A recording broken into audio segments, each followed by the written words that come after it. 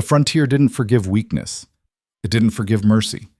And it sure as hell didn't forgive men who questioned orders. Cole Maddox learned that truth the hard way, written in blood and gunpowder across the unforgiving expanse of a land too wild to be tamed and too rich to be left alone. He'd ridden into this territory 6 months prior with Captain Richard Gaines and his so-called peacekeeping militia, a ragtag collection of drifters, deserters, and fortune hunters bound together by one simple promise: gold, land, and a fresh start far from the laws that had failed them back east. Cole hadn't asked many questions when he signed on. He'd been too hungry, too broke, too tired of running from a past that chased him like a shadow. The war had ended 2 years ago, but for men like him, men who'd lost everything in the fire of brother killing brother, the fighting never really stopped. It just changed uniforms. The first few weeks had been easy enough: guard duty, escort runs, breaking up disputes between prospectors who'd staked claims too close together. Cole had convinced himself this was honest work, or at least honest enough. He kept his head down, did his job, and tried not to think about what they were really doing out here, pushing people off land they'd lived on for generations, drawing lines in the dirt, and calling it progress. But the morning everything changed started like any other. Dawn broke cold and pale over the encampment, the kind of colorless light that made the world look washed out and tired. Cole was saddling his horse when he heard Captain Gaines barking orders near the command tent. The man's voice carried across the camp like the crack of a whip, sharp, impatient, always on the edge of violence. "Mount up, we ride in 10. Cole's horse, a sturdy roan mare named Dust, shifted beneath his hands. She could sense tension the way some animals could smell storms coming. Cole ran a hand down her neck, murmuring something low and soothing, though he wasn't sure if he was calming the horse or himself. "You hear the captain." The voice belonged to Marcus Webb, a wiry man with a scar running from his temple to his jaw and a smile that never reached his eyes. Webb had been with Gaines since the beginning, one of the captain's most loyal dogs. He carried 2 revolvers and wasn't shy about using them. "I heard," Cole said without looking up. "Then quit fussing over that nag and get ready. We've got work to do."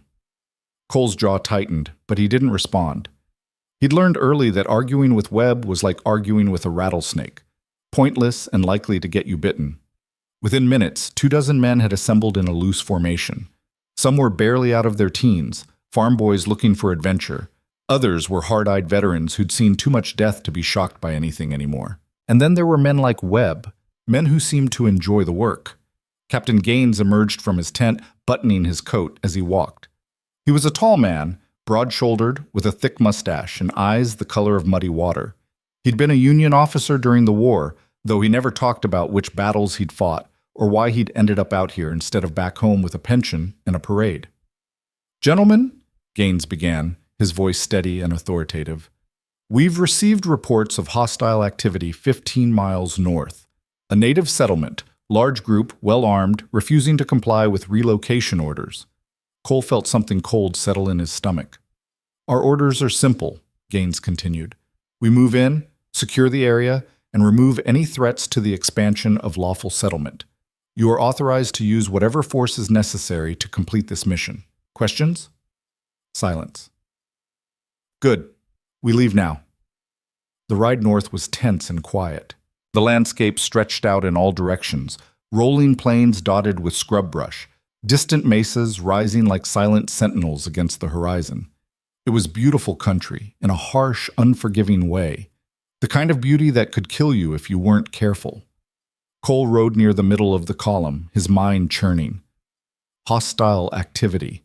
The words felt slippery, undefined. What did that mean? Had the tribe attacked someone, stolen supplies? Or had they simply refused to leave their homes when strangers showed up with guns and pieces of paper claiming ownership? He thought about asking, but he already knew the answer wouldn't matter. The captain had his orders. The men had their weapons. And the frontier had its own logic. Might made right, and hesitation got you killed. They reached the settlement just after noon. It wasn't what Cole had expected. Instead of the fortified war camp Gaines had described, he saw a modest village nestled in a valley beside a winding creek. Dozens of hide-covered lodges stood in neat clusters, smoke rising from cooking fires. Children played near the water. Women worked outside the dwellings, tanning hides, weaving baskets, tending to daily tasks. A few men stood watch at the perimeter, rifles in hand, but they made no aggressive moves. They were just living. "Spread out," Gaines ordered quietly. "Surround the camp. No one leaves." The militia moved into position with practiced efficiency. Cole's hands were slick with sweat as he gripped his rifle. His heart pounded against his ribs like a caged animal trying to break free. Something was wrong. This wasn't a raid on hostiles. This was something else entirely.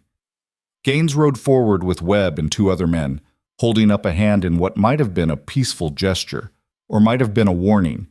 An older man emerged from the largest lodge, his face weathered and dignified, his long hair streaked with gray.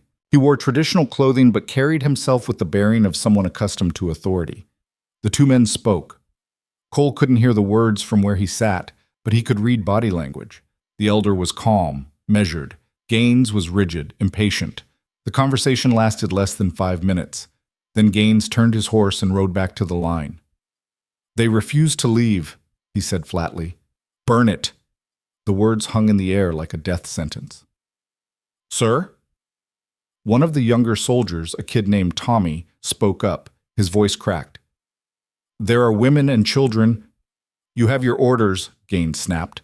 "Anyone who interferes will be considered a deserter. Now move." Chaos erupted. Men dismounted, pulling torches from their saddlebags. The villagers scattered, shouting warnings, grabbing children, trying to flee. Some of the warriors raised their weapons, but they were outnumbered and surrounded. The first shots rang out, sharp cracks that shattered the afternoon stillness. Cole sat frozen on dust, his rifle across his lap, his mind screaming at him to do something, anything, but his body refusing to obey. A woman ran past him, clutching an infant to her chest, her eyes wide with terror.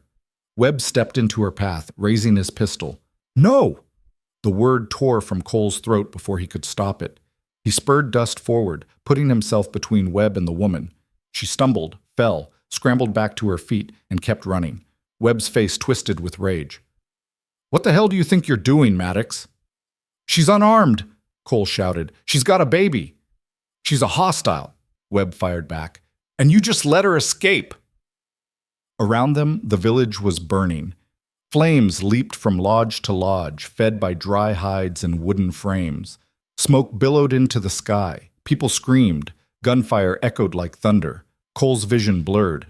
This wasn't war. This wasn't justice. This was slaughter. "Stand down, Maddox!" Captain Gaines appeared on horseback, his face dark with fury. "That's an order." "I won't do this," Cole said, his voice shaking. "This isn't right." "Right?" Gaines laughed, a harsh, bitter sound. "You think the frontier cares about right. These people are in the way of progress. They had their chance to leave peacefully. They chose this." "They didn't choose anything," Cole's voice rose. "You didn't give them a choice." Gaines' expression went cold. "You're relieved of duty. Dismount and surrender your weapons." Cole's hand tightened on his rifle. For one terrible moment he considered fighting, taking on Gaines, Webb, all of them. But he wasn't a fool. He was one man against 24, and most of them wouldn't hesitate to shoot him if ordered. Slowly he swung down from Dust. He unbuckled his gun belt and let it fall to the ground. "Take him," Gaines said to Webb. "Tie him up. We'll deal with him after we're finished here." Webb grinned, drawing his revolver. "With pleasure." Two men grabbed Cole's arms, wrenching them behind his back. Rough rope bit into his wrists as they bound him. They shoved him to his knees in the dirt, facing the burning village, forcing him to watch. He tried to close his eyes, but Webb kicked him hard in the ribs. "Eyes open, traitor. You wanted to play hero? Watch what happens to heroes." The massacre lasted less than an hour, but it felt like an eternity. By the time the shooting stopped, the village was nothing but smoldering ruins and scattered bodies. The survivors, mostly women, children, and a few wounded men, were rounded up and herded together like livestock. Cole's throat burned from smoke and unshed tears. His mind kept replaying the same images.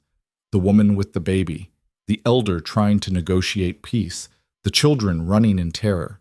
He'd seen death before. He'd killed before. But this was different. This was deliberate cruelty dressed up as duty. As dusk fell, The militia made camp on the outskirts of the destroyed village. Cole remained bound and under guard, sitting with his back against a tree while the men ate, drank, and laughed about the day's victory. "Should have seen the look on that old chief's face when I put him down," one man bragged. "Thought he was so high and mighty." "Maddox thought so too," Webb added, shooting Cole a venomous look. "Tried to save one of them, soft-hearted fool." "He always was too gentle for this work," another man muttered. "Probably one of them sympathizers." Cole said nothing. There was nothing to say.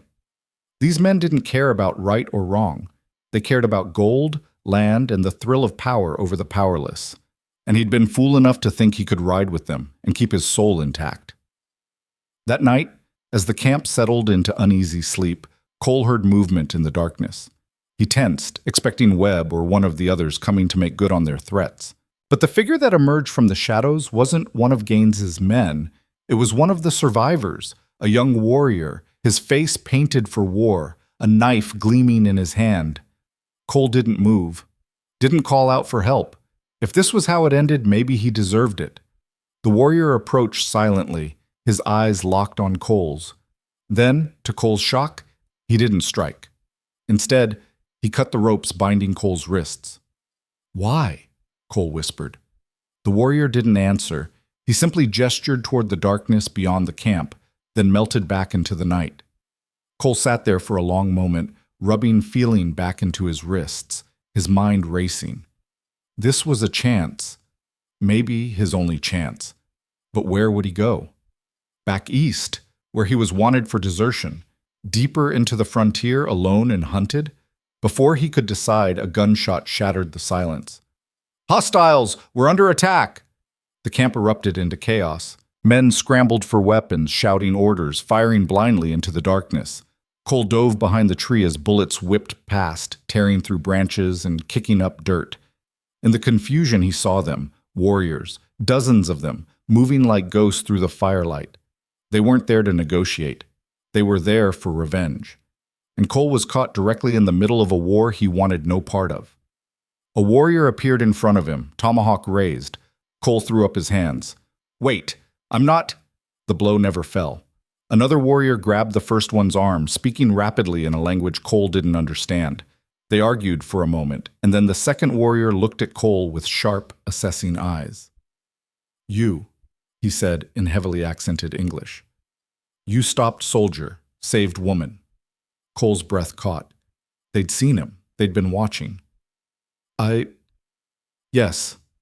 The warrior nodded once. Then he barked an order, and before Cole could react, someone struck him from behind. Pain exploded through his skull, and the world went dark. When Cole woke, the sun was high overhead, and his head felt like it had been split open with an axe. He groaned, trying to sit up, and discovered his hands were bound again, this time with leather cord instead of rope. He was no longer in Gaines's camp. He was lying on hard-packed earth inside some kind of shelter. Light filtered through gaps in the walls, and he could hear voices outside. Low, tense conversations in a language he didn't recognize. Panic surged through him. He'd been captured. He was a prisoner of the very people Gaines had massacred. They had every reason to kill him slowly and painfully. The entrance flap opened, and two warriors stepped inside. One was the man who'd spoken English the night before, tall, muscular, with a scar running across his collarbone. The other was older, his face lined with age and wisdom, wearing the ceremonial markings of someone important. The scarred warrior spoke first. "You are awake." "Where am I?" Cole's voice came out as a croak. "You are in our village. What remains of it?" Cole's stomach dropped. "Look, I tried to stop them." "We know," the older man said, his English more refined. "We watched. We saw you refuse orders, saw you protect our people." "Then why am I tied up?" The scarred warrior's expression hardened. "Because you rode with the men who killed our families. Because your people have lied to us, betrayed us, slaughtered us for decades. Because one act of mercy does not erase the blood on your hands." Cole had no answer for that. It was all true. The older man studied him for a long moment. "My name is Grey Wolf. I am what your people would call a chief, though that word does not capture what I am to my people. This, he gestured to the scarred warrior, is my son, Iron Ridge. He speaks for those who want you dead. And you? Cole asked. Grey Wolf's eyes were unreadable. I speak for those who believe every man deserves a chance to prove his character. You refused to kill when ordered. You helped one of ours escape. These actions mean something, but words are wind. We must see if your heart matches your actions. What does that mean? Iron Ridge stepped forward, looming over Cole. It means you will face trial by combat. You will fight me, warrior to warrior. If you survive, you will have earned the right to speak for yourself. If you die, he shrugged, then the question of your character will be answered. Cole's blood ran cold. He'd seen Iron Ridge move. The man was a trained warrior, powerful and fast. Cole was a decent fighter, but he was also exhausted, injured, and outnumbered. This wasn't a fair fight. It was an execution with extra steps. And if I refuse? He asked, though he already knew the answer. Then you die as a coward, Iron Ridge said simply. At least this way you die with honor. Grey Wolf raised a hand. The trial will take place at sunset. Until then, you will be given food, water, and time to prepare. Use it wisely, Cole Maddox. Your life depends on what happens in that circle. They left him alone with his thoughts and his fear. The hours crawled by like wounded animals. Cole was given a bowl of something that might have been stew. He was too nauseous to taste it properly, and a water skin. His hands were untied so he could eat, but 2 guards stood watch outside his shelter, making it clear that escape wasn't an option. Not that he'd know where to run, even if he could. He tried to think strategically, to plan some way out of this, but his mind kept circling back to the same images. The burning village, the woman with the baby, the cold satisfaction in Webb's eyes as he pulled the trigger. He'd spent his whole life running from who he was, trying to outrun his failures, his losses, his guilt. And now, at the end of all that running, he'd ended up exactly where he deserved to be. Alone, hunted, facing death at the hands of people who had every right to hate him. Maybe that was justice after all. As the sun began its descent toward the horizon, painting the sky in shades of orange and red, the guards came for him. They led him outside into a clearing where what remained of the tribe had gathered. There were fewer than Cole had expected, maybe 40 people in total, a fraction of what the village must have held before Gaines's attack. Men, women, children, all of them watched him with expressions ranging from curiosity to open hatred. He didn't blame them. In their eyes, he was the enemy. It didn't matter that he'd tried to help. He'd still been part of the machine that destroyed their lives. A large circle had been marked in the dirt.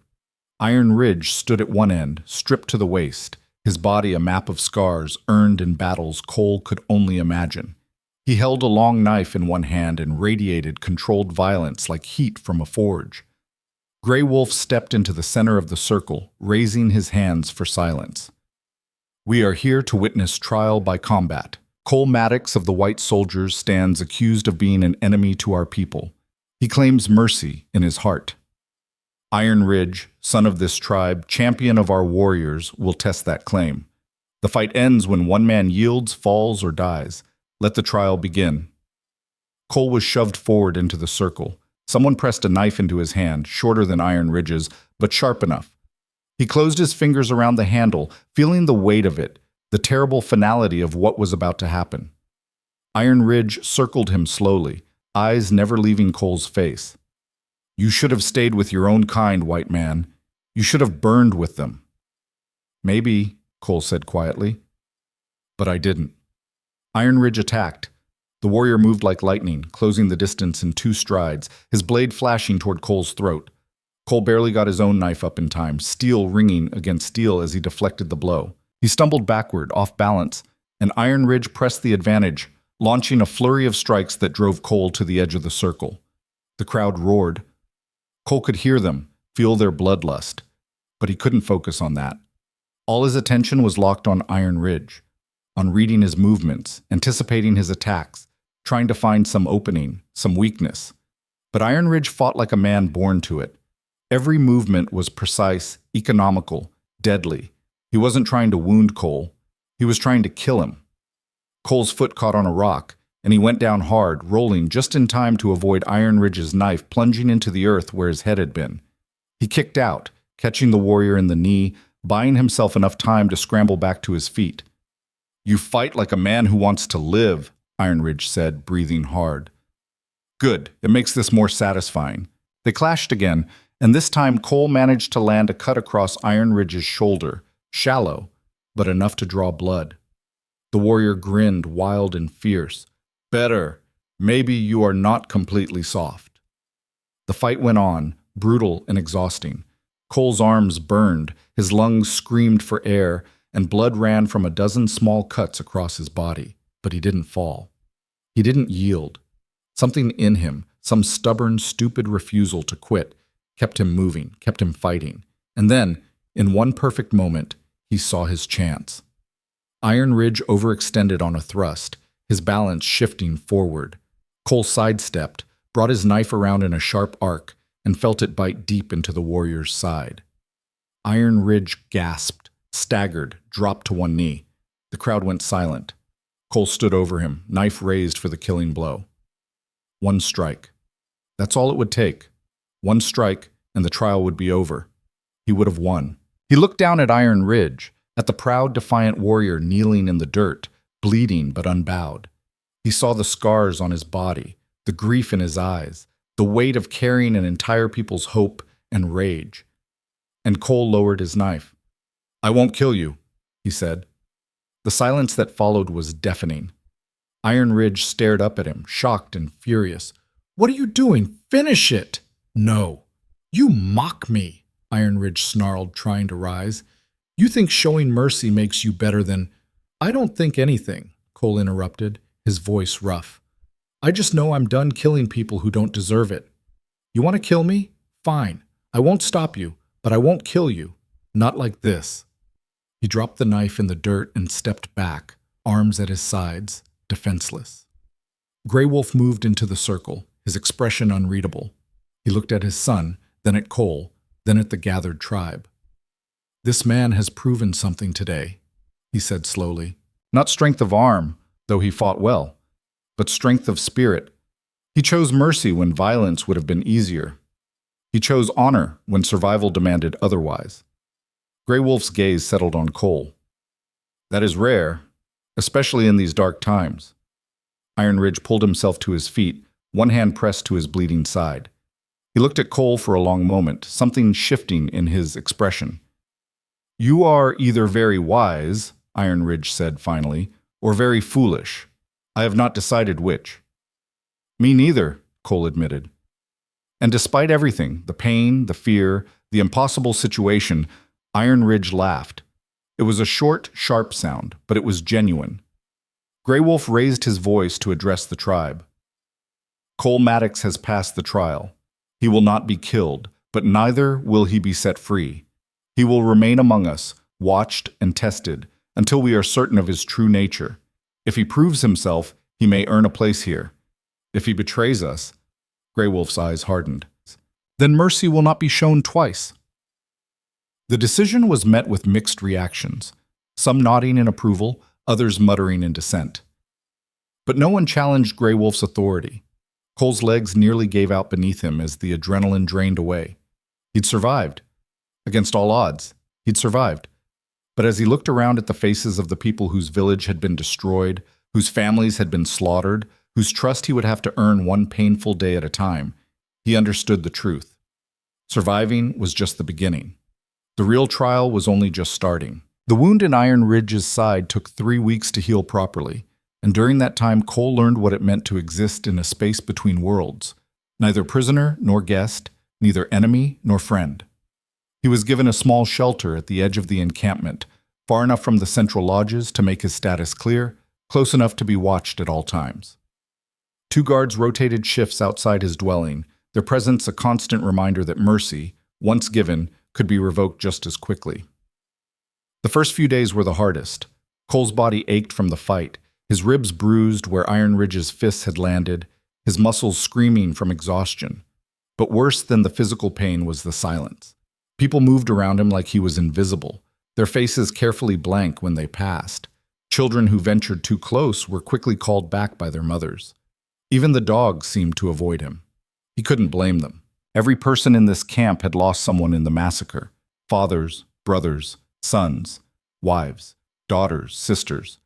The smoke from Gaines's fires still hung in the air like a ghost, and Cole carried the stench of that violence on his skin no matter how many times he washed in the cold creek water. On the fourth morning, a woman appeared at his shelter carrying a bundle of clothes. She was older, her hair streaked with silver, her face lined with grief that had settled into her bones and made a home there. She didn't speak, just set the bundle down and turned to leave. "Wait," Cole said, rising to his feet. "Thank you." She paused, her back still to him. "Do not thank me." Grey Wolf ordered it. "You cannot walk among us dressed like one of them." Her voice was flat, empty of warmth. "The clothes belong to my son. He died in the raid." The words hit Cole like a physical blow. "I'm sorry, Your sorrow means nothing to me," she interrupted, finally turning to face him. Her eyes were hard as flint. "You want to honor my son? Prove you are different from the men who killed him. Until then, your words are just noise." She left without another word. Cole stood there holding the dead man's clothes, feeling their weight in more ways than one. He changed slowly, removing the tattered remains of his militia uniform and replacing it with buckskin leggings, a simple shirt, and a leather vest. The clothes fit well enough, though they hung loose in places where the original owner had been broader through the shoulders. When he stepped outside, the guards looked him up and down but said nothing. One of them, a young warrior named Swift Fox, who couldn't have been more than 20, gestured for Cole to follow. "Where are we going?" Cole asked. "Grey Wolf wants to see you." They walked through the camp in silence. Cole noticed more details this time, things he'd been too dazed to register before. The lodges that had survived the attack were patched with new hides, still pale and unstained compared to the weathered originals.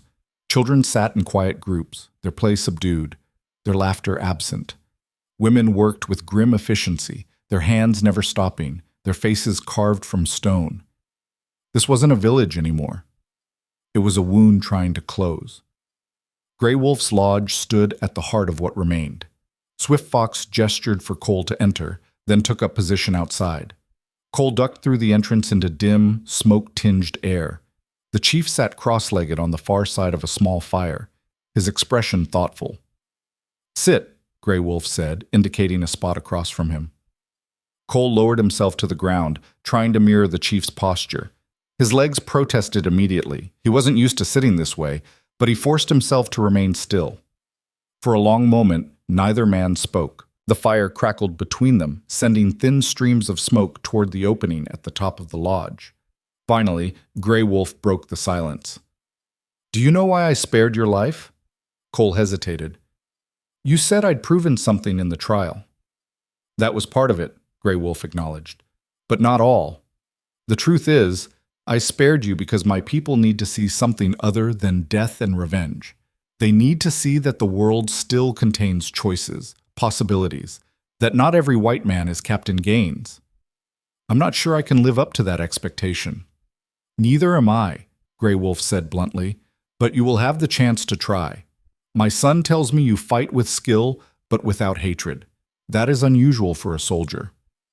"I'm not a soldier. Not really. I was just lost, looking for something." "And did you find it?" Cole thought about that. "No, I found the opposite." Grey Wolf nodded slowly, as if this answer satisfied something.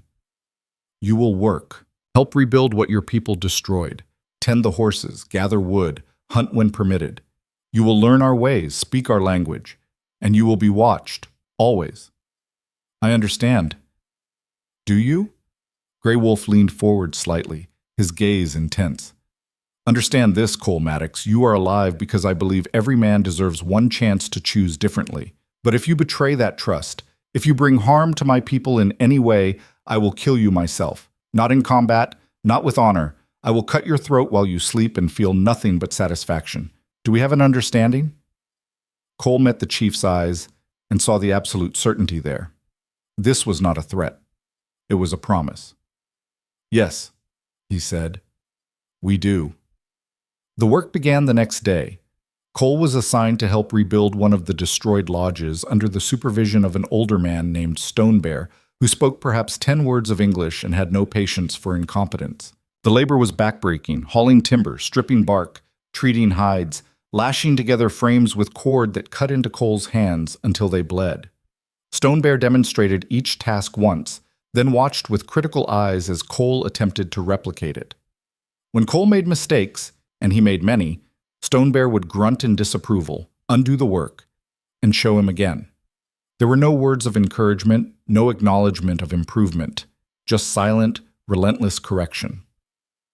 But slowly, painfully, Cole began to learn.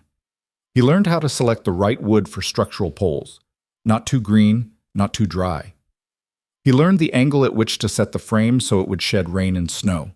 He learned which plants produced the strongest cord and how to weave it in patterns that wouldn't slip under tension.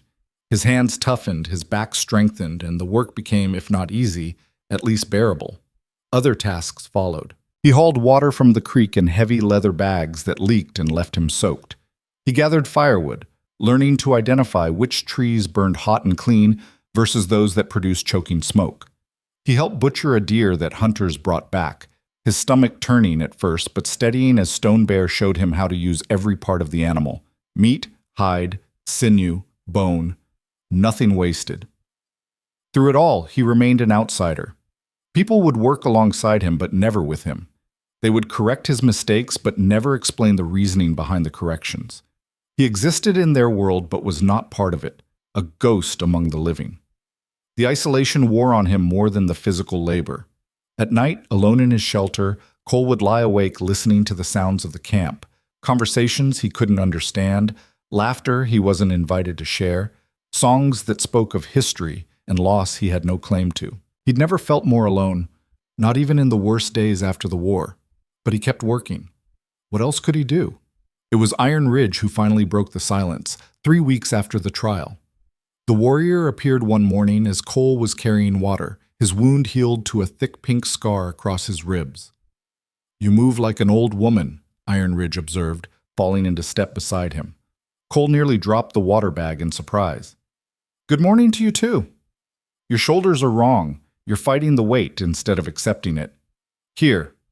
Iron Ridge took the bag, adjusted the strap across Cole's back, and repositioned his grip. "Better. Now the load distributes properly." Cole had to admit it did feel more balanced. "Thanks," Iron Ridge shrugged. "I do not do it for you. I do it because watching you struggle is painful. You make simple tasks look like torture." Despite everything, Cole almost smiled. "I'll try to suffer more quietly." They walked together in silence for a moment before Iron Ridge spoke again. "Why did you not kill me?" The question caught Cole off guard. "What?" "In the circle. You had the chance. A clean strike would have ended it. Instead, you threw away your weapon. Why?" Cole adjusted his grip on the water bag, considering his answer. "Because killing you wouldn't have proven anything except that I know how to kill. And I already knew that. I've known it for years. It's never made me feel anything but hollow." Iron Ridge was quiet for a long time. "My father believes you may have value. I am not convinced. But you fought with honor, even if your choice was foolish. That is worth something." "I'll take worth something over kill him immediately." This time, Iron Ridge did smile, a brief flash of humor that transformed his stern features. "Do not celebrate yet. There are still many who think you should die. My sister especially." "You have a sister?" Luma Sky. "She is fierce and angry. She lost her husband in the raid. He was trying to protect the children when your captain's men shot him." Iron Ridge's expression hardened. "She has sworn to kill the next white soldier she sees. I have told her you are under Grey Wolf's protection, but she does not always listen to reason when her blood is hot." Cole's chest tightened. "I understand." "Do you?" Iron Ridge stopped walking, turning to face him directly. "Her pain is not abstract, white man. It is real and it is deep, and nothing you do will erase it. The best you can hope for is that she eventually sees you as separate from the men who murdered her husband. But that may never happen. You must accept this." "I know," Cole said quietly. I'm not asking for forgiveness. I don't deserve it. Iron Ridge studied him for another moment, then nodded. Good. A man who understands his debts is a man who might learn to pay them. He gestured toward the camp. Come. If you are going to stay here, you need to learn to fight properly. Your technique is adequate, but your footwork is terrible. And just like that, the dynamic shifted. It wasn't friendship, not even close, but it was something other than pure hostility. A crack in the wall, narrow but real. Over the following weeks, Iron Ridge became Cole's unofficial teacher. They would train in the early mornings before the day's work began. The warrior drilling Cole relentlessly in knife work, hand-to-hand combat, and the fluid economical movements that characterized the tribe's fighting style. Iron Ridge was a harsh instructor, quick to point out flaws and slow to offer praise, but Cole learned more in those sessions than he had in years of military training. You think too much, Iron Ridge told him, after knocking him on his back for the 5th time in a row. You plan 3 moves ahead when you should be responding to what is happening now. Combat is not chess. It is water. You must flow, adapt, become what the moment requires. Cole pushed himself up, breathing hard. Easy for you to say. You've been doing this since you could walk. And you have been doing what? Riding horses? Shooting guns from a distance? Iron Ridge extended a hand, pulling Cole to his feet. Those are tools for cowards. Real warriors face their enemies close enough to see their eyes, to know the life they are taking. If you cannot do that, you are just a killer. The words stung because they were true. Cole had spent years hiding behind distance, letting bullets do his work for him, never having to confront the full weight of what he'd done. This was different. This was intimate and honest in a way that made him deeply uncomfortable. But he kept showing up, kept training, kept learning. Slowly, grudgingly, other members of the tribe began to acknowledge his presence. Stone Bear still rarely spoke, but one day after Cole successfully completed a particularly difficult section of lodge construction, the old man gave a single approving grunt and clapped him once on the shoulder. It was the closest thing to praise Cole had received, and it felt like a victory. A few of the younger warriors started including him in their hunting parties, not out of friendship, but out of practical need. They were short-handed, and Cole had proven he could track game and shoot straight. He kept to himself during these expeditions, speaking only when necessary, following their lead without question. But he noticed they stopped posting guards specifically to watch him, and that felt like progress. The children remained wary, but their curiosity eventually overcame their fear. A small boy named Running Deer began shadowing Cole during his water-carrying duties, always staying just out of reach, watching with solemn dark eyes. Cole would sometimes find small gifts left outside his shelter. A smooth river stone, a few feathers, a piece of carved wood shaped like a horse. He never saw who left them, but he suspected it was Running Deer. Still, there was one person who remained implacably hostile, and Cole felt her presence like a storm gathering on the horizon. He first saw Luma Sky 2 months after arriving at the camp. She'd been away, Iron Ridge explained, staying with a neighboring band of their people, too grief-stricken to remain in the place where her husband had died.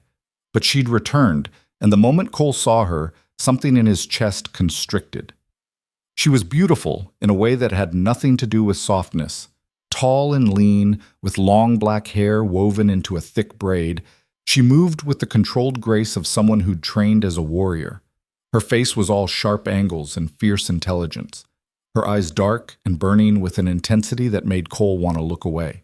But it was the grief etched into every line of her body that truly struck him. She carried it like armor, like a weapon, like a second skin she'd never be able to shed. She saw him across the camp and stopped dead. For a moment, the entire world seemed to hold its breath. Then she strode toward him with such purpose that Cole's instinct was to run. Iron Ridge stepped between them, hands raised. "Sister, wait! Move!" Luma Sky said, her voice low and dangerous. "He is under Grey Wolf's protection. You know this. I know he wears my husband's spare clothes. I know he walks freely while Swift Arrow lies in the ground. I know he breathes while my children have no father." Her eyes never left Cole's face. "Move, brother, or I will move you." Cole forced himself to stand still, to meet her gaze even though everything in him screamed to flee. "I'm sorry," he said, knowing how inadequate the words were. "I'm sorry for your loss. I'm sorry I was part of what happened. If I could change it, I would. You cannot change it, Lumasky said flatly. You can only die for it. Sister, please, Iron Ridge began, but Lumasky cut him off with a sharp gesture. I will not kill him. Not today. Grey Wolf has spoken, and I respect his wisdom, even when I do not agree with it. She took a step closer to Cole, and he could smell sage and smoke on her skin. But understand this, white man, you exist here on borrowed time. You have done nothing to earn your place among us. You are a debt waiting to be paid, and when the time comes, I will be the one holding the blade. Do you understand? Yes, Cole said, his voice steady despite the fear coiling in his gut. I understand. She held his gaze for another long moment, then turned and walked away, her braid swinging like a pendulum marking the seconds of his borrowed life. Iron Ridge exhaled slowly. That went better than I expected. She threatened to kill me, Cole pointed out. Yes, but she did not actually try. For Luma, that is restraint. Iron Ridge watched his sister disappear into Grey Wolf's lodge. Give her time and space. She has earned the right to her anger. Cole nodded, but he couldn't shake the image of Lumasky's eyes, dark pools reflecting a pain so deep it had its own gravity, pulling everything down into darkness. That night, he dreamed of fire and screaming, and when he woke, his face was wet with tears he didn't remember shedding. The seasons began to shift. The brutal heat of summer gave way to cooler mornings and longer shadows. The tribe moved with the changing weather, preparing for the colder months ahead. Cole found himself drawn deeper into their rhythms, learning which plants to harvest before the first frost, how to smoke meat so it would last through winter, where to find the clay that made the best pottery. Language came slowly but steadily.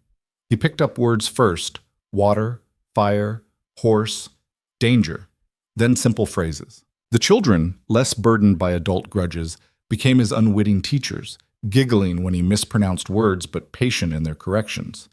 Running Deer especially seemed to take pride in Cole's progress, bringing him objects and demanding their names until Cole's vocabulary expanded beyond basic survival. One afternoon, while Cole was helping repair a fishing weir in the creek, Stone Bear spoke to him in their language. Cole understood perhaps half the words, something about the angle of the stakes and the current of the water. He responded haltingly, his syntax probably mangled, but Stone Bear nodded and continued working without switching to broken English. It was such a small thing, but it felt monumental. He was being spoken to as someone expected to understand, not a perpetual outsider who needed everything translated. Iron Ridge noticed the change too. Your tongue is finally learning to move properly, he commented during one of their morning training sessions. Soon you will be able to insult your enemies in their own language before you kill them. That seems like a valuable skill, Cole said dryly, blocking a strike and countering with one of his own.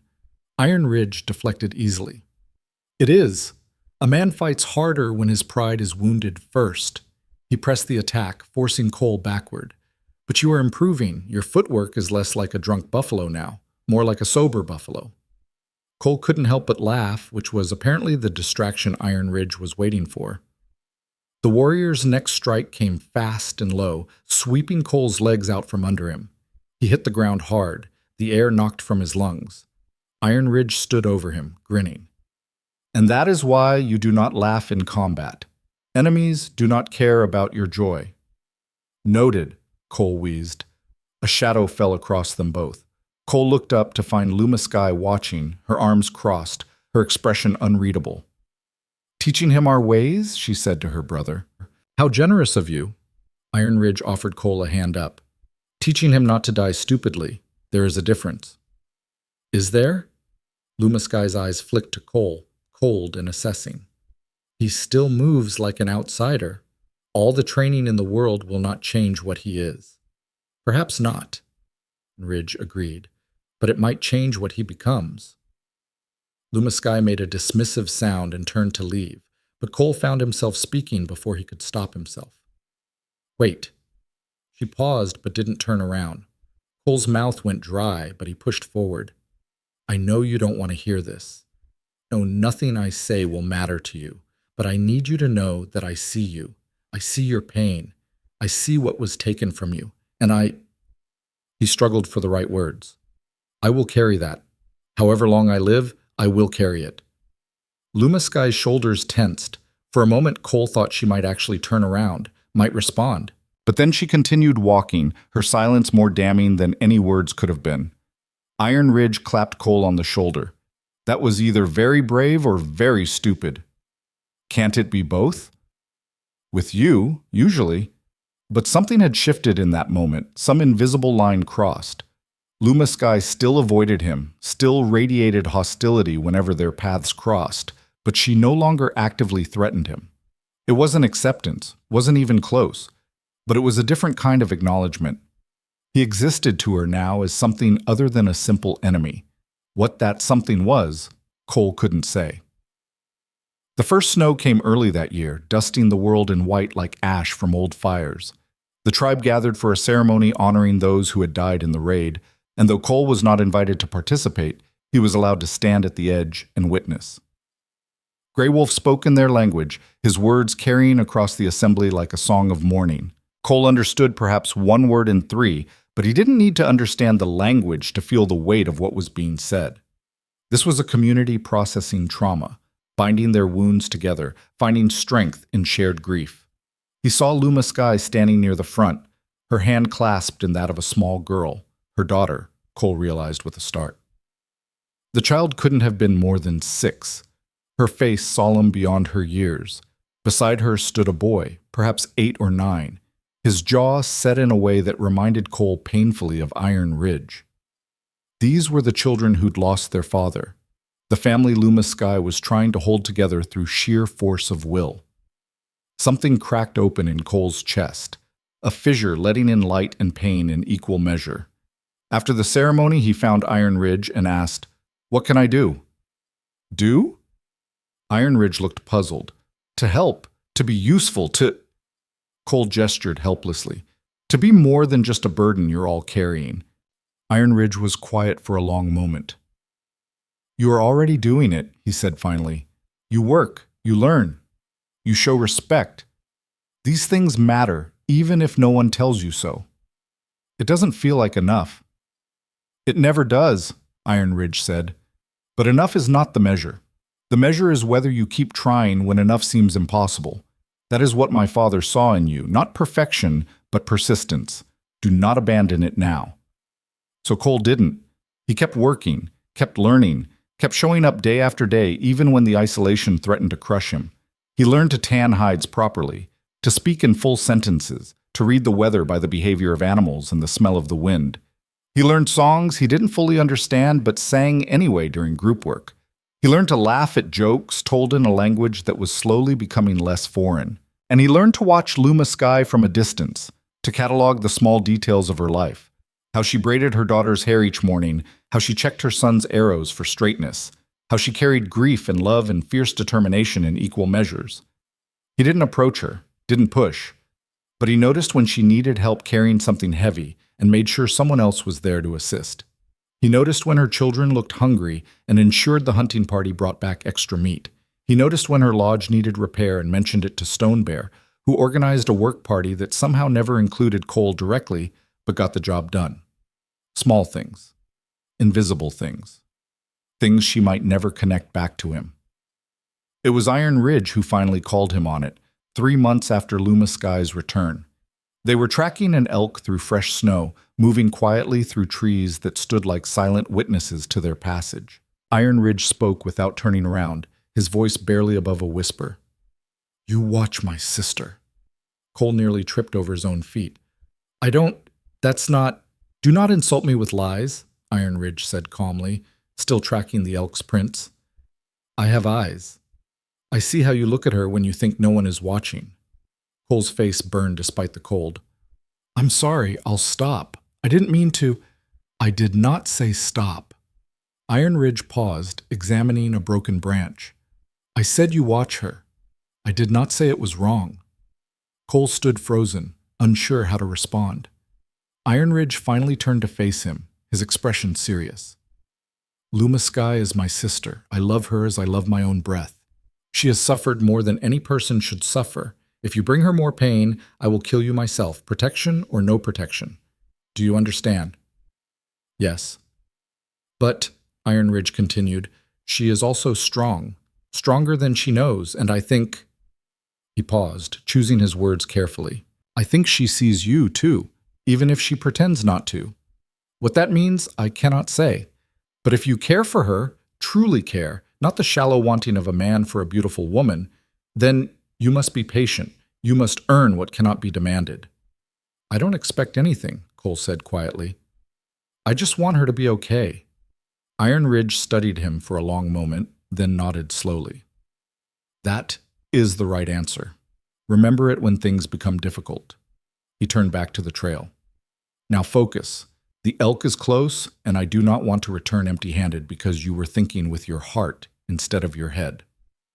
They killed the elk an hour later, a clean shot that dropped the animal quickly. As they were field dressing it, preparing to haul the meat back to camp, Cole worked up the courage to ask the question that had been burning in him. What was he like? Her husband? Iron Ridge's hands stilled in their work. Swift Arrow was a good man, strong, brave, kind to children. He made Luma laugh, which is not an easy thing. When he died, Iron Ridge shook his head. Part of her died with him. I do not know if that part can be revived. I'm not trying to replace him, Cole said quickly. I know, but she may not see it that way. To her, any feeling other than grief might seem like a betrayal of his memory. Iron Ridge resumed his work. Give her time. Give her space. And perhaps, if you are very lucky and very patient, she will find room in her heart for something other than sorrow.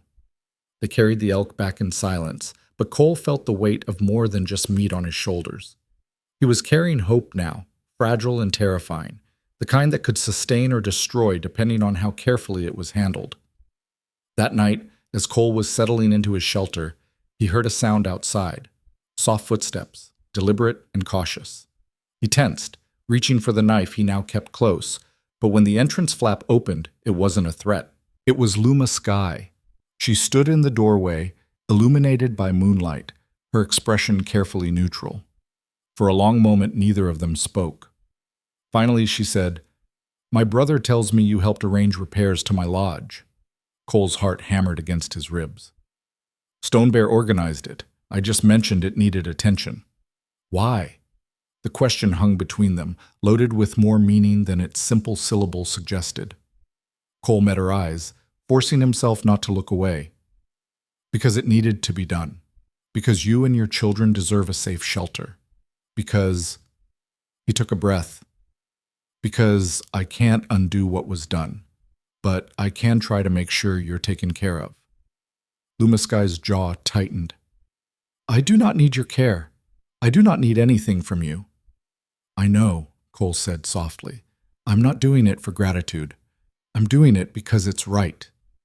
She stared at him for another long moment, something unreadable moving behind her eyes. Then so quietly he almost missed it, she said, Thank you. Before he could respond, she was gone, melting back into the night like smoke. Cole sat in the darkness, his hands shaking, his chest tight with emotions he couldn't name. It wasn't much, just 2 words, barely spoken. But it was something. A crack in the armor. A possibility where before there had been only walls.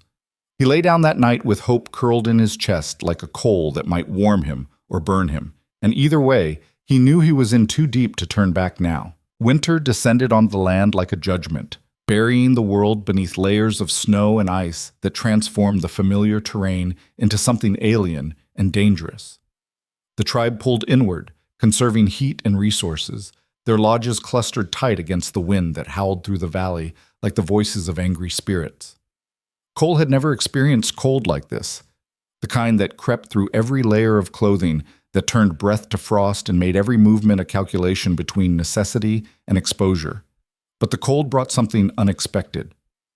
With everyone confined to close quarters, the invisible walls that had separated him from the tribe began slowly to thin.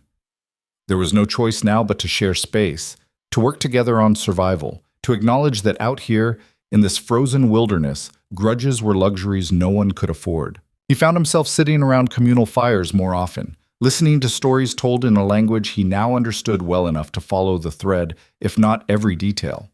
The elders spoke of old battles, of legendary hunters, of winters worse than this one, and the people who'd survived them. The younger warriors told bawdy jokes that made everyone laugh, even the children who probably shouldn't have been listening. And sometimes, in the quietest moments, someone would speak of those who were gone, keeping their memories alive through words that carried the weight of love and loss in equal measure. Luma Sky was often present at these gatherings, though she rarely spoke. She would sit with her children pressed close to her sides, her daughter Mourning Dove nestled under one arm, her son Blackhawk trying to appear too old for such comfort, but leaning against her anyway. Cole watched the way she stroked their hair absently while listening to the stories, the way her face would soften when she looked at them, the armor dropping away to reveal something tender and fierce beneath. He was careful never to stare too long, never to let his attention linger in a way that might make her uncomfortable. But sometimes, when he glanced her way, he'd find her looking back. The moment their eyes met, she'd turn away, her expression closing like a door. But those brief seconds of contact felt charged with something neither of them was ready to name. One evening, as a particularly fierce storm raged outside, Grey Wolf called for a teaching circle. This was different from the usual storytelling, more formal, more intentional. The elders took turns sharing wisdom with the younger generation, lessons about survival, honor, the responsibilities of warriors, and the duties of community members. When it came to Grey Wolf's turn, he spoke about the nature of enemies and the cost of hatred. His voice was measured, thoughtful, carrying the weight of experience earned through decades of navigating impossible choices. "I have seen many winters," he began, his weathered face illuminated by firelight. "I have fought many battles. I have watched the world change in ways our ancestors could never have imagined. And I have learned that the easiest thing in this life is to hate. Hatred asks nothing of us except that we feed it. It grows on its own, needs no tending, spreads like fire through dry grass." He paused, letting the words settle. "But hatred is also a poison. It destroys the one who carries it as surely as it destroys the one it is directed toward. I have seen good people consumed by it, watched them become hollow shells of who they once were, their entire existence reduced to the single purpose of revenge." Cole felt the words like stones dropped into still water, ripples spreading outward. He wasn't the only one affected. He could see others shifting, some nodding in recognition, others looking troubled. "This does not mean we forget," Grey Wolf continued. "We must never forget what has been done to us, the injustices we have suffered, the loved ones we have lost. Memory is sacred. But there is a difference between remembering and being imprisoned by the past, between seeking justice and seeking destruction." Luma Sky's face was carved from stone, her jaw tight, her eyes fixed on the fire. Cole could see the tension radiating from her like heat. "Some of you look at our guest," Grey Wolf said, and Cole felt every eye in the circle turn toward him. "And you see only the uniform he once wore. You see the men who destroyed our village, who killed our people. And that is natural, that is human. But if you look closer, if you are willing to truly see, you might notice that he is not those men. He chose differently when the moment came. He has worked beside us, learned our ways, respected our customs. He has earned the right to be seen as himself, not as a symbol of our enemies." The silence that followed was heavy, pregnant with unspoken arguments and suppressed emotions. Finally, an older woman named Winter Moon spoke up, her voice sharp with challenge. Easy words for those who did not lose children in the massacre. Easy wisdom when your grief is old and settled.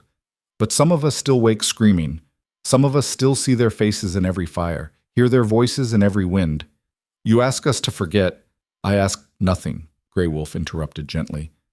"I offer only perspective. Your pain is real, Winter Moon. It is valid.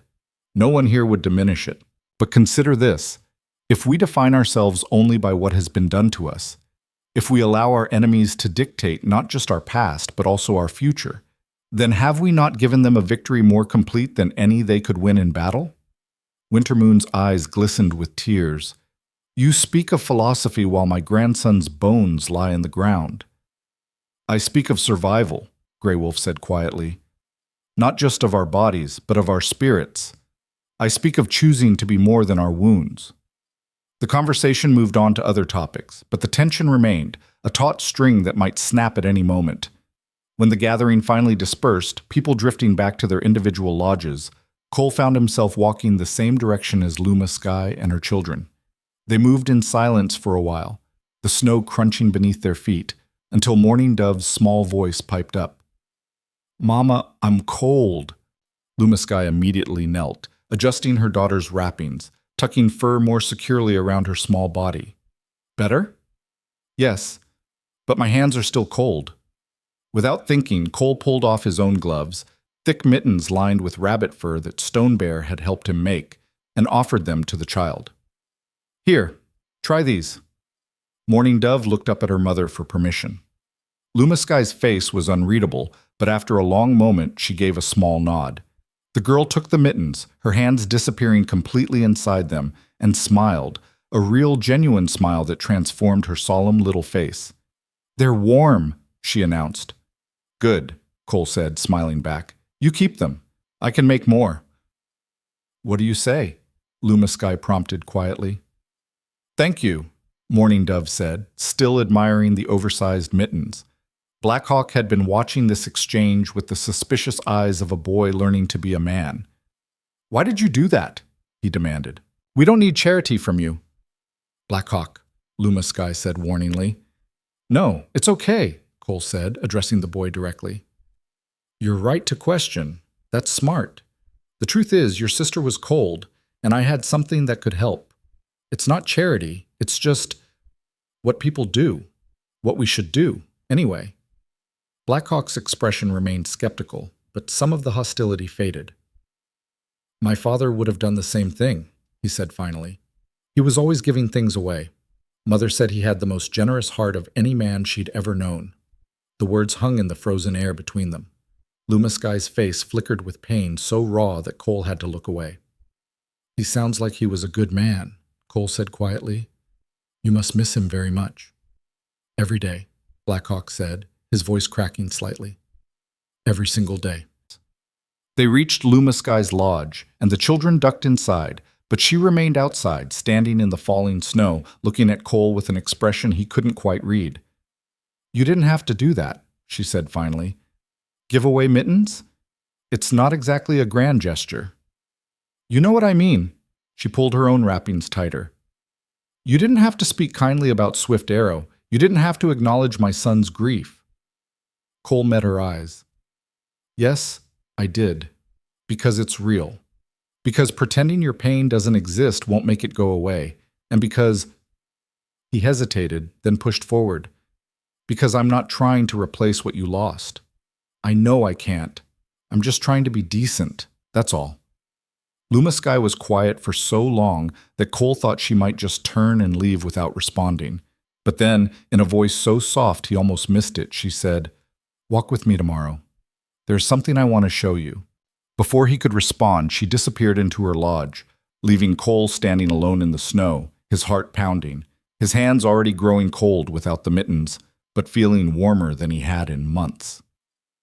The next morning dawned clear and brutally cold, the kind of day where the air itself seemed to crystallize. Luma Sky appeared at Cole's shelter just after dawn, wrapped in heavy furs, her breath forming clouds in the frozen air. "Come," she said simply. They walked in silence through the camp and beyond, following a trail that led into the forest. The world was muffled under its blanket of snow, every sound dampened, every color reduced to white and shadow. Cole had learned enough by now to move quietly, to place his feet where hers had been, to breathe shallowly so his breath wouldn't fog his vision. After perhaps an hour of walking, they emerged into a small clearing. In the center stood a single tree, its branches bare but strong, and at its base, Cole saw what looked like a carefully arranged collection of stones. "This is where we buried Swift Arrow," Luma Sky said, her voice steady but tight, "along with the others who died that day. We could not give them the full ceremonies they deserved. There was no time, too much danger. But we gave them what we could." Cole's throat constricted. "I'm honored that you brought me here." "I didn't bring you here for honor," Luma Sky said, turning to face him. "I brought you here because I need you to understand something. I need you to see what your presence costs me every single day." She moved to the stone marker, kneeling beside it despite the snow, her hand resting on the cold surface. Swift Arrow was not a perfect man. He could be stubborn, quick to anger, slow to forgive, but he was mine. He was my children's father. He was the person I woke up beside for 8 years, the one who knew all my secrets, the one who made me feel safe in a world that has never been safe for people like us. Tears tracked down her face, freezing on her cheeks. When he died, part of me wanted to die too, to follow him wherever the spirits of the dead go, to escape this world that had become unbearable. The only thing that stopped me was my children. They had already lost their father. They could not lose their mother too. Cole stood frozen, witnessing her grief in its raw, unfiltered form, and felt the weight of it crushing his chest. And then you appeared, Lumasky continued, her voice gaining an edge. You, with your guilt and your good intentions and your careful respect. You, who looks at me like... She stopped, struggling for words. Every time I see you, I am reminded of what I lost. Every kindness you show my children is a reminder that their father is not here to show them kindness. Every day you remain alive while Swift Arrow lies cold in the ground feels like an injustice I cannot reconcile. I know, Cole said, his own voice breaking. I know. And if I could trade places with him, I would, without hesitation. Would you? Lumasky rose to her feet, facing him directly. That's easy to say. Easy words cost nothing. But here's what I need to know, Cole Maddox. What are you willing to sacrifice? What are you willing to endure? Because loving someone from my world, being part of this tribe, means carrying burdens you cannot imagine. It means watching everything you care about be threatened, destroyed, taken away piece by people who see you as less than human. I've already lost everything once, Cole said quietly. I know what that costs. Do you? The challenge in her voice was sharp as a blade. Then tell me what you lost. Cole took a breath, and for the first time since arriving at the camp, he spoke about his past, about the farm he'd grown up on, the family he'd had before the war, about his younger brother who'd died at Shiloh, shot by someone on their own side in the chaos and confusion, about his mother who'd simply stopped eating after receiving the news, fading away like smoke until there was nothing left, about his father who'd drunk himself into an early grave, unable to live with the grief. I enlisted after that, Cole said, his voice hollow. Figured if I couldn't save my family, maybe I could save somebody else's. But all I found was more death, more pointless, stupid, avoidable death. So when the war ended, I just drifted, took jobs that kept me moving, kept me from thinking too much. And then I ended up with Gaines, and I told myself it was just another job, just another way to survive. He looked at Lumasky, meeting her eyes. I was wrong. I was a coward. I saw what was happening, and I didn't stop it until it was too late. And now I have to live with that, just like you have to live with losing Swift Arrow. We're both carrying graves inside us, Lumasky. The difference is yours is filled with love. Mine is filled with shame. Lumasky was quiet for a long time, studying him with those dark, penetrating eyes. Finally, she said, Grey Wolf thinks you are capable of change. Iron Ridge thinks you have honor beneath your mistakes. But I need to know for myself. I need to see it, not just hear about it. What do you need me to do? I need you to be honest, always, even when it hurts, especially when it hurts. She took a step closer. I need you to understand that if you stay here, if you become part of this tribe, you are choosing a hard road. You will be forever caught between worlds, never fully belonging to either. The white settlers will see you as a traitor. Our people will always see you as an outsider, no matter how much you prove yourself. Can you live with that? Cole thought about it, really thought about the life he'd be giving up, the bridges he'd be burning, the loneliness of existing in the spaces between. And he thought about the alternative, returning to a world that had never felt like home, drifting from one empty town to another, carrying his guilt like chains until they dragged him under. Yes, he said, I can live with that, because being here, even as an outsider, feels more real than anything I've experienced in years. Because for the first time since the war ended, I feel like maybe I can be something other than a collection of mistakes. Luma Sky held his gaze, and something in her expression shifted, not softening exactly, but opening slightly, a door that had been locked cracking just wide enough to let in a sliver of light. "Then prove it," she said, "not with words, not with gestures, but with time and consistency and the kind of patience that most people don't possess. Prove that you can be trusted, that you can be counted on, that when everything falls apart, and it will fall apart, Cole, things always do, you will still be standing." "I will," Cole promised. They stood there in the clearing, surrounded by the graves of the dead and the weight of the living, and something passed between them, fragile and tentative, but real. An understanding, perhaps, or the beginning of one. On the walk back to camp, Luma Sky spoke about Swift Arrow, really spoke about him for the first time. She told Cole about how they'd met during a summer gathering, how he'd been so nervous asking her father for permission to court her that he'd tripped over his own feet, how he'd sung to her under the stars, his voice terrible but earnest, how he'd wept when Morning Dove was born, overwhelmed by the reality of holding something so small and precious, how he'd taught Blackhawk to shoot, to track, to be strong, but never cruel. Cole listened, and with every word, Swift Arrow became more real, more dimensional. Not a symbol or an abstraction, but a man, flawed and human and deeply loved. And Cole understood that Luma Sky wasn't telling him these things to push him away. She was telling him because she needed him to know exactly what space he could never fill, what loss he could never make right.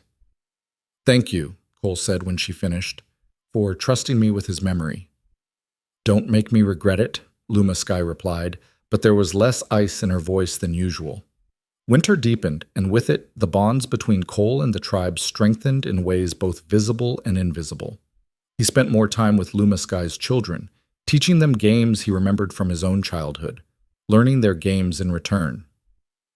Morning Dove took to following him around when her mother was busy, chattering away in a mixture of her language and his, creating a hybrid tongue that somehow made sense to both of them. Blackhawk remained more reserved, but Cole noticed the boy watching him during training sessions with Iron Ridge, studying the techniques, occasionally asking questions. One afternoon, while Cole was repairing fishing nets, tedious work that nonetheless needed doing, Blackhawk approached with his bow. "My arrows fly crooked," the boy announced without preamble. "Iron Ridge says it's my release, but I think the fletching is wrong. Can you look?" Cole examined the arrows carefully. The boy's craftsmanship was actually quite good for someone his age, but there were small inconsistencies in the feather placement that would indeed affect flight. "Your uncle is right about the release," Cole said carefully. "But you're also right about the fletching. See here? This one is angled slightly different from the others. It'll cause the arrow to spin wrong. Can you show me how to fix it?" They spent the next hour working together, Cole demonstrating the precise angle needed, Blackhawk practicing with the focused intensity of someone determined to master a skill. As they worked, the boy began to talk, haltingly at first, then with increasing openness. "Mother seems different lately," Blackhawk said, trimming a feather with careful precision. "Less angry. Or maybe not less angry, but angry about different things. Is that because of you?" Cole considered how to answer honestly without overstepping. "Maybe, but probably more because she's letting herself feel things other than anger. That's hard work, especially when anger feels safer." "Do you make her feel safe?" The question hit Cole like a punch to the gut. "I don't know," he admitted. "I hope I don't make her feel unsafe.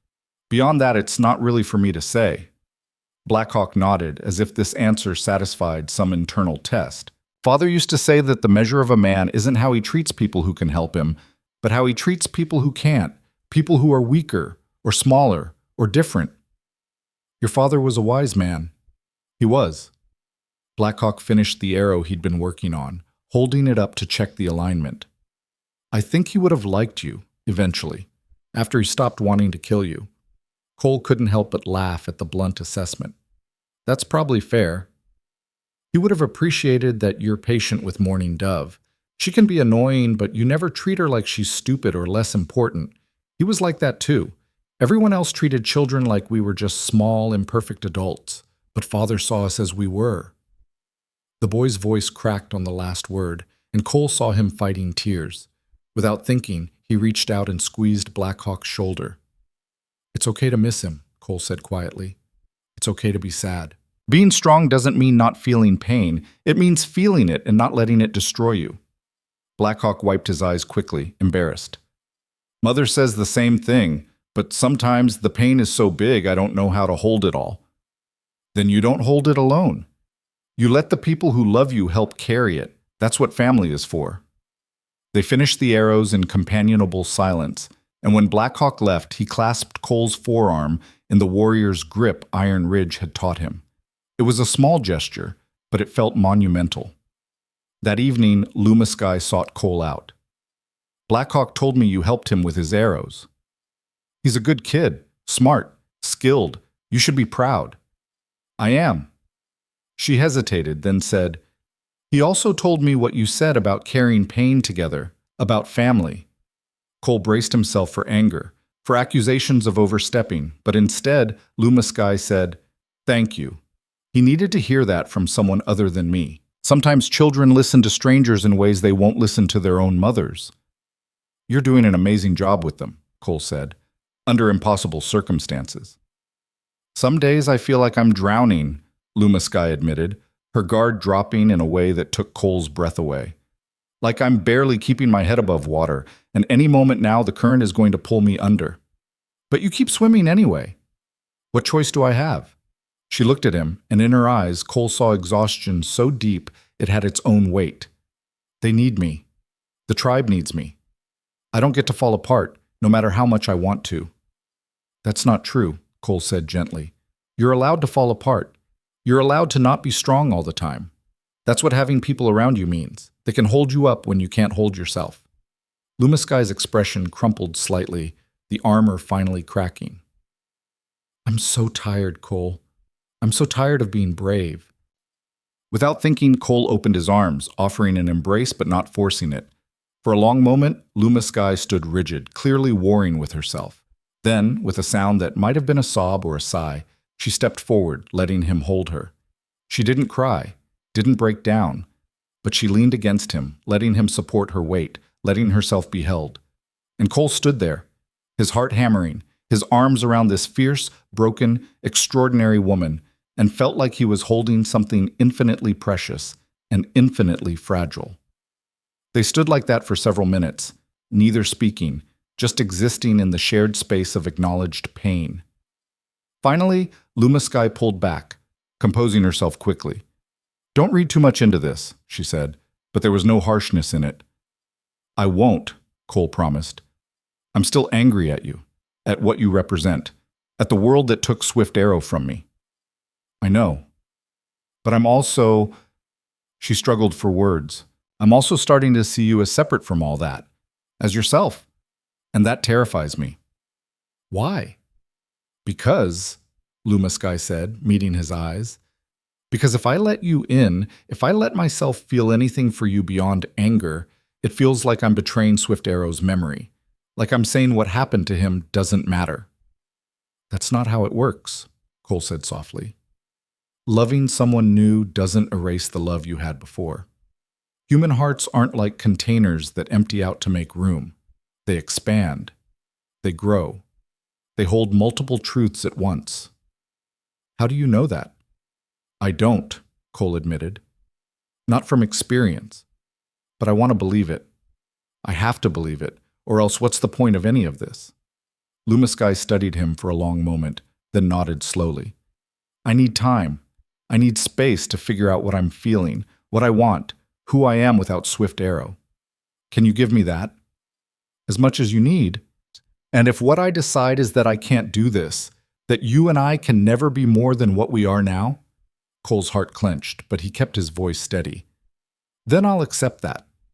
I'll still be here, still be part of the tribe if they'll have me, still care about you and your children, but I'll respect your boundaries. You say that now? And I'll say it then, Cole interrupted gently. I'm not here to pressure you into something you're not ready for. I'm here because this place, these people, this life, it matters to me. You matter to me. But that doesn't mean I get to demand anything in return. Lumasky's eyes glistened, but she blinked the tears away. You're either the most patient man I've ever met, or the biggest fool. Probably both.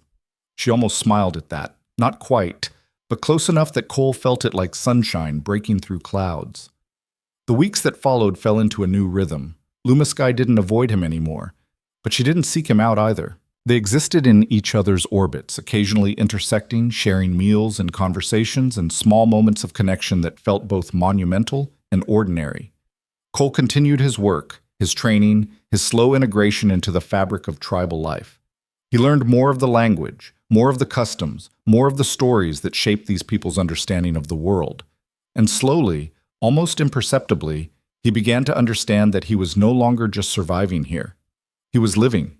He was building something that might, with time and patience and grace, become a home. But even as hope took root, a shadow lingered on the horizon. The world beyond their valley was not standing still. Settlers continued to push westward. The hunger for gold, for land, for expansion burned as hot as ever. And somewhere out there, Captain Gaines and his men were still operating, still destroying, still leaving trails of ash and blood in their wake. Cole knew, even as he let himself hope for the future, that the past was not finished with him yet. That eventually, the two worlds he straddled would collide, and he would have to choose which one he truly belonged to. But for now, in the quiet moments between storms, he let himself believe that maybe, just maybe, he could be more than the sum of his mistakes. That maybe, against all odds, he could become someone worth the trust that was slowly, carefully being extended to him. And when Lumasky smiled at him across the fire one evening, a real smile, warm and genuine, Cole felt that hope take firmer root, growing stronger despite the cold, despite the uncertainty, despite everything. Spring arrived late that year, creeping in tentatively as if uncertain of its welcome. The snow retreated inch by stubborn inch, revealing earth that had been hidden for months beneath its white shroud. Water ran in rivulets down hillsides, the creek swelled with snowmelt, and the first green shoots pushed through the soil with a determination that felt almost defiant. The world was waking up, shaking off winter's grip, and with it came a sense of renewal that touched everything, even the careful, fragile thing growing between Cole and Lumasky. They'd fallen into something that resembled courtship, though neither of them named it as such. Lumasky would find reasons to work near wherever Cole was stationed for the day. Cole would appear with fresh meat from hunts and leave it outside her lodge without fanfare. They'd walk together in the evenings after the children were asleep, talking about everything and nothing. The weather, the stories Grey Wolf told, the way the geese were returning in their great V-shaped formations across the sky. One evening, as they stood by the creek watching the water rush past, swollen with spring runoff, Lumasky said something that made Cole's heart stop. "I think Swift Arrow would have liked you." Cole turned to look at her, but she kept her eyes on the water, her profile illuminated by the last rays of sunlight filtering through the trees. "I spent so long being angry at you," she continued, "using you as a target for all the rage I felt at the world, at the injustice of what happened. It was easier than admitting the real truth, that I was angry at Swift Arrow too." "For dying?" Cole asked quietly. "For leaving me. For choosing to fight when he could have run. For being brave when I needed him to be cautious." Her voice cracked. "I know it's not fair. I know he was protecting the children, that he died a hero. But part of me is still furious with him for not being here, for making me face this world alone." "You're not alone," Cole said. "I know, I have my children, my brother, Grey Wolf, the whole tribe. But it's not the same as having—" She trailed off, struggling with the words. "As having someone who sees all of you, the strong parts and the broken parts and the parts you're ashamed of. Someone who chooses you anyway." Cole's throat tightened. "Swift Arrow saw all of you. He chose you. He did. And I loved him for it. I still love him." Lumasky finally turned to face Cole, and her eyes were bright with unshed tears. "But he's gone. And I'm still here. And I'm so tired of feeling guilty every time I laugh, every time I feel something other than grief, every time I look at you and think that maybe, possibly, I could—" She stopped, the unfinished sentence hanging between them like a held breath. Cole wanted to reach for her, to pull her close, and promise her everything would be all right. But he knew better than to push, to demand, to claim something she wasn't ready to give. So instead, he just said, "You don't owe me anything, Luma. Not your heart, not your future, not even your forgiveness. Whatever you feel or don't feel, whatever you decide, it's enough. You're enough. Luma Sky studied his face for a long moment, as if searching for something. Then, so quickly he almost missed it, she leaned forward and pressed her lips to his, soft, brief, barely more than a whisper of contact. When she pulled back, her expression was vulnerable in a way he'd never seen. "I'm terrified," she admitted. "Me too," Cole said. If we do this, I need you to understand what it means. You won't just be choosing me. You'll be choosing my children, my people, this life, all of it, forever. I know. And if you hurt them, if you hurt me, Iron Ridge won't be the only one coming for you. I'll kill you myself." Cole couldn't help but smile. "I believe you." "Good." She took a shaky breath. "I can't promise you this will be easy. I can't promise I won't have days where I'm angry at you for no reason, where I see you and remember everything I lost. I can't promise." "Luma," Cole interrupted gently. "I don't need promises. I just need you to let me try. Let me be here, with you, for however long you'll have me." She nodded slowly, and some of the fear in her eyes gave way to something that looked almost like hope. They didn't tell anyone immediately. It felt too new, too fragile, like speaking it aloud might shatter the delicate thing they were building. But people noticed anyway. Iron Ridge gave Cole a long, measuring look one morning and said, "You're smiling more. Either you've lost your mind or something has changed." "Maybe both," Cole admitted. "She told me she kissed you," Iron Ridge said bluntly. "Don't look so surprised. We're siblings. She tells me things." Cole felt heat creep up his neck. "And I told her that if you make her happy, I support it. If you make her sad, I'll remove parts of you that you'll miss." Iron Ridge clapped him on the shoulder. "But I think you already know that." "I do." "Good. Now stop grinning like a fool and focus. We have work to do." The work Iron Ridge referred to was preparation for the spring hunt, a major undertaking that would help replenish the tribe's depleted food stores after the long winter. Scouts had reported a large herd of buffalo moving through their traditional territory, and Grey Wolf was organizing a coordinated hunt involving all the able-bodied warriors. Cole had participated in smaller hunts over the winter, but nothing on this scale. The preparations alone were elaborate. Weapons needed to be checked and sharpened, horses trained specifically for the dangerous work of running alongside massive animals that could easily kill with a single kick, prayers and ceremonies performed to honor the spirits of the hunt. The night before they were set to leave, Luma Sky came to Cole's shelter. She didn't speak, just took his hand and led him away from the camp to a place where the creek widened into a still, dark pool reflecting the stars above. "I wanted to give you something," she said, reaching into the pouch at her belt. She pulled out a small object, a leather cord strung with beads and what looked like a bird's talon. It belonged to Swift Arrow. He wore it on every hunt. It kept him safe. Until it didn't.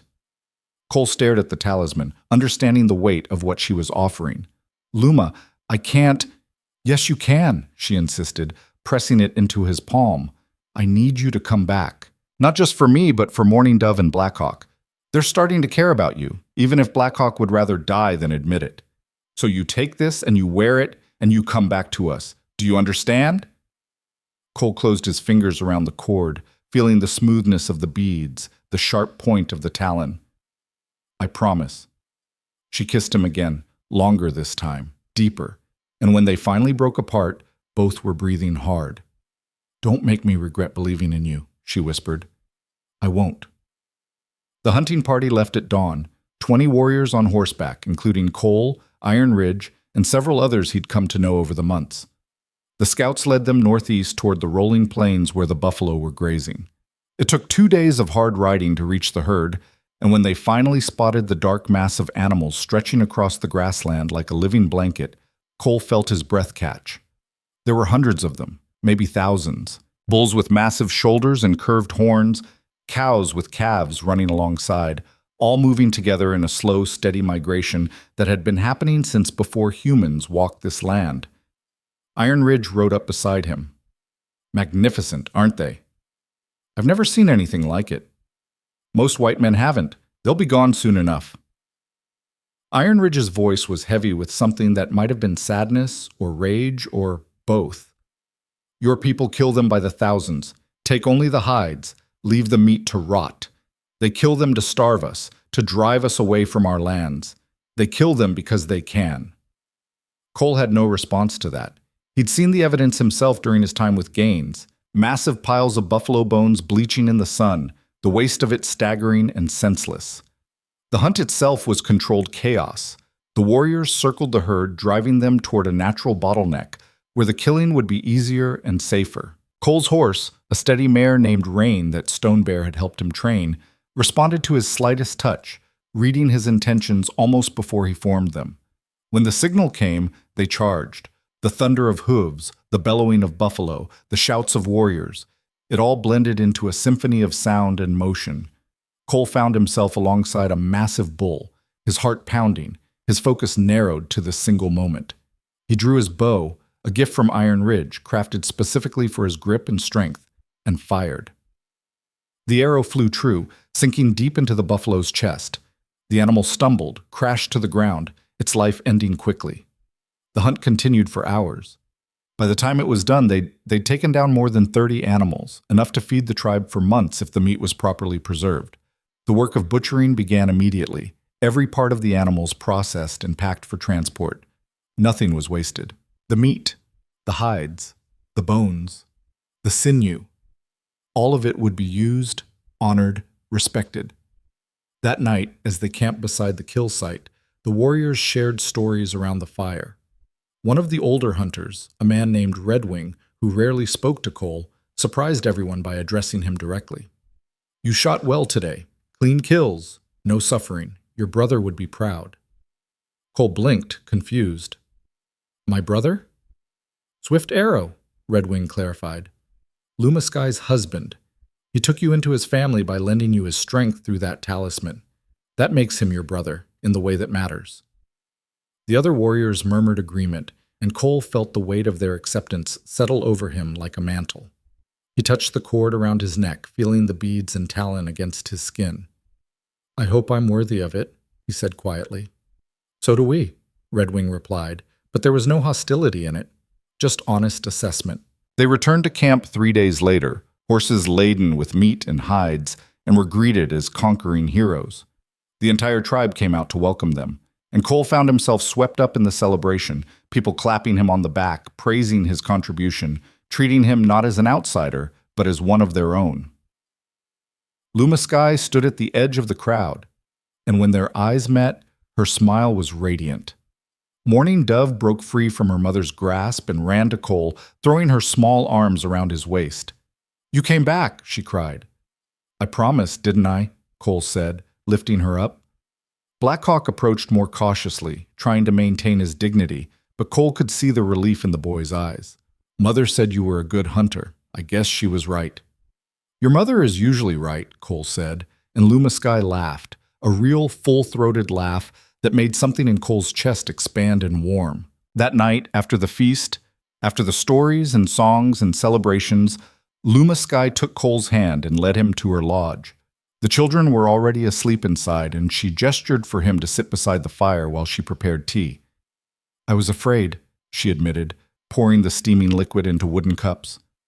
The whole time you were gone, I was afraid you wouldn't come back, that I'd let myself care about you only to lose you the way I lost Swift Arrow. I'm here, Cole said. I'm not going anywhere. You can't promise that. None of us can. She handed him a cup, her fingers brushing his. But I'm choosing to trust you anyway, to believe that maybe we can build something good from all this broken ground. I won't let you down, Cole promised. You better not, Lumaskai said, but she was smiling.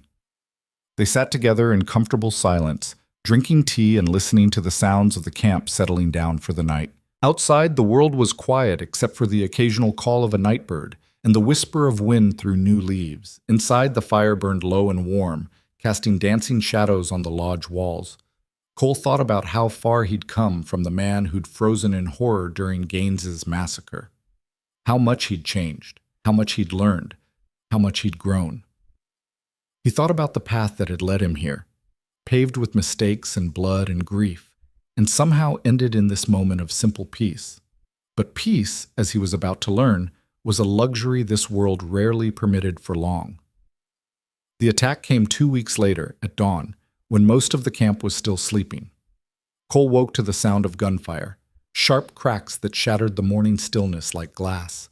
For a disoriented moment, he thought he was back with Gaines, back in that nightmare of burning lodges and screaming. Then training kicked in, instinct overriding confusion, and he was moving. He grabbed his rifle, loaded it with hands that didn't shake despite the fear flooding his system, and burst from his shelter into chaos. Soldiers, at least 30 of them, maybe more, pouring into the camp from multiple directions. They wore the same irregular uniforms he remembered from Gaines's militia, but these men moved with more discipline, more purpose. This wasn't a random raid. This was coordinated. Warriors were already responding, grabbing weapons, forming defensive positions, buying time for the women and children to flee. Cole saw Iron Ridge rallying fighters near the center of camp, his voice cutting through the confusion with clear commands. Then Cole saw the leader, and his blood turned to ice. Captain Richard Gaines sat astride a big bay horse, directing his men with the casual confidence of someone who'd done this 100 times before. His face was harder than Cole remembered, more weathered, but the cold calculation in his eyes was exactly the same. And standing beside Gaines, pointing directly at Cole, was Marcus Webb. "There," Webb shouted. "The traitor! I told you he'd be here." Gaines's gaze locked onto Cole, and a smile spread across his face, a predator spotting prey. "Cole Maddox, I'd heard rumors you'd gone native, but I didn't believe it until now. How the mighty have fallen." Cole raised his rifle, but before he could fire, someone tackled him from the side, driving him behind cover as bullets tore through the space where he'd been standing. "Don't be stupid," Iron Ridge snarled, crouched beside him. "You can't fight them all alone." "They're here because of me," Cole said, the realization hitting like a physical blow. "Webb tracked me. He led them here." "Then help us stop them," Iron Ridge said, firing around the edge of their cover. "Self-pity later. Survival now." The battle was brutal and desperate. The tribe's warriors fought with everything they had, but they were outnumbered and outgunned. The militia had repeating rifles, revolvers, tactical training. The warriors had bows, old muskets, and sheer determination. Cole fought alongside Iron Ridge, providing covering fire as families fled toward the forest. He saw Grey Wolf organizing the evacuation, saw Stone Bear physically carrying 2 small children to safety, saw Winter Moon wielding a rifle with deadly accuracy despite her age. And then he saw Luma Sky. She was near her lodge, trying to get her children out, but Morning Dove had frozen in fear. Luma Sky was pulling at her daughter, shouting at her to run, when a soldier rounded the corner, young, barely 20, his rifle already raised. Cole didn't think. He just ran, crossing the open ground in a dead sprint, knowing he wouldn't make it in time, but trying anyway. He saw the soldier's finger tighten on the trigger, saw Luma Sky realize what was about to happen and throw herself over her daughter, saw Blackhawk grab a fallen warrior's spear and prepare to attack despite being hopelessly outmatched. The rifle fired, but the bullet that should have hit Luma Sky instead hit Cole, who'd managed to put himself between the soldier and his family at the last possible second. The impact spun him around, pain exploding through his shoulder, and he went down hard. Through the haze of agony, he saw Iron Ridge appear like an avenging spirit, driving his knife into the young soldier before he could fire again. Saw Luma Sky grab her children and run, looking back at him with an expression of such raw terror it cut deeper than the bullet. "Go!" Cole shouted, or tried to. It came out as more of a wheeze. "Get them out!" Iron Ridge grabbed Cole's good arm, hauling him upright. "Can you move?" "Have to," Cole gritted out. They stumbled toward the forest, following the path the fleeing families had taken. Behind them, the camp was burning. Again. Flames leaping from lodge to lodge, smoke billowing into the sky, the work of months destroyed in minutes. They made it to the tree line before Cole's legs gave out. Iron Ridge lowered him to the ground, already examining the wound. "Through and through," Iron Ridge said. "You'll live if we stop the bleeding." "The others?" "Most got out, not all." Iron Ridge's face was grim. Gaines is burning everything. He means to drive us out completely this time. Cole tried to sit up, gasping at the spike of pain. We have to survive, Iron Ridge interrupted. That's what we have to do. Regroup, tend the wounded, make sure everyone who escaped is accounted for. Then we plan. Cole wanted to argue, wanted to charge back into the fight, but he knew Iron Ridge was right. So he let the warrior bind his shoulder with strips torn from someone's shirt, gritting his teeth against the pain, and tried not to think about what they'd lost. The survivors gathered deeper in the forest, a ragged collection of wounded warriors, terrified children, and shell-shocked elders. Grey Wolf moved among them, offering what comfort he could, but even he looked shaken. This was the second time in less than a year that their home had been destroyed. How many times could a people endure this before breaking completely? Lumasky found Cole sitting against a tree, his shoulder wrapped but still bleeding through the bandages. Mourning Dove and Blackhawk were with her, both clinging to their mother's hands. "You saved us," Lumasky said, her voice thick with emotion. "You took that bullet for us." "Couldn't let anything happen to you," Cole managed. "Any of you." Mourning Dove burst into tears and threw herself at Cole, careful to avoid his injured shoulder. "I'm sorry I froze. I'm sorry I couldn't run." "Hey, no," Cole said, stroking her hair with his good hand. "You were scared. That's normal. That's okay. What matters is you're safe now." Blackhawk stood rigid, fighting his own tears. "Thank you," the boy said formally, "for protecting my mother and sister, for protecting our family." The word family hit Cole like another bullet, but this one didn't hurt. This one filled the hollow places inside him with something warm and precious. Lumasky knelt beside him, examining his wound with worried eyes. "You're losing too much blood. We need to cauterize it." "Do what you need to do," Cole said. What followed was one of the most excruciating experiences of Cole's life. Iron Ridge heated a knife in fire until the blade glowed red, and then, with Lumasky holding Cole's good hand and several warriors holding him down, they pressed it to the wound. Cole's scream echoed through the forest, scattering birds from trees, and then everything went black. He woke to find his head in Lumasky's lap, her fingers stroking his hair gently. "Easy," she murmured. "Don't try to move." "How long was I out?" "A few hours. The fever started almost immediately, but it's breaking now." Her face was drawn with exhaustion and worry. "You scared me, Cole Maddox. Don't do that again." "Can't promise that," Cole said weakly. "Seems like scaring you is becoming a habit." She laughed despite everything, a sound edged with hysteria and relief. "You're an idiot." "Your idiot, though?" "Yes," Lumasky said, and there was no hesitation in it. "Mine. So you're not allowed to die." "I forbid it." "Yes, ma'am." They stayed like that for a while, just existing together in the aftermath of destruction. Around them, the tribe was organizing, planning, preparing for whatever came next. But in that moment, there was only the two of them, holding on to each other like anchors in a storm. Eventually, Grey Wolf called a council. Cole tried to stand, but Lumasky pushed him back down. "You're in no condition. He needs to be there," Iron Ridge said, appearing from the shadows. "This concerns him directly." They helped Cole to where Grey Wolf and the other leaders had gathered. The chief looked older than Cole had ever seen him, the weight of leadership pressing down like physical burden. "We have a decision to make," Grey Wolf began without preamble. "We can run, find new territory, try to rebuild again, or we can stand and fight. But if we fight, many will die. We are outnumbered, outgunned. The outcome is not in doubt." "Then we run," one of the elders said. "We preserve what we can, live to see another day." "For how long?" Iron Ridge challenged. "How many times do we run? How many homes do we lose before we have nowhere left to go? The white men will not stop. They will chase us until we are extinct or broken." "Then what do you propose?" the elder shot back. "Suicide?" "I propose we stop reacting and start acting," Iron Ridge said. "I propose we take the fight to them."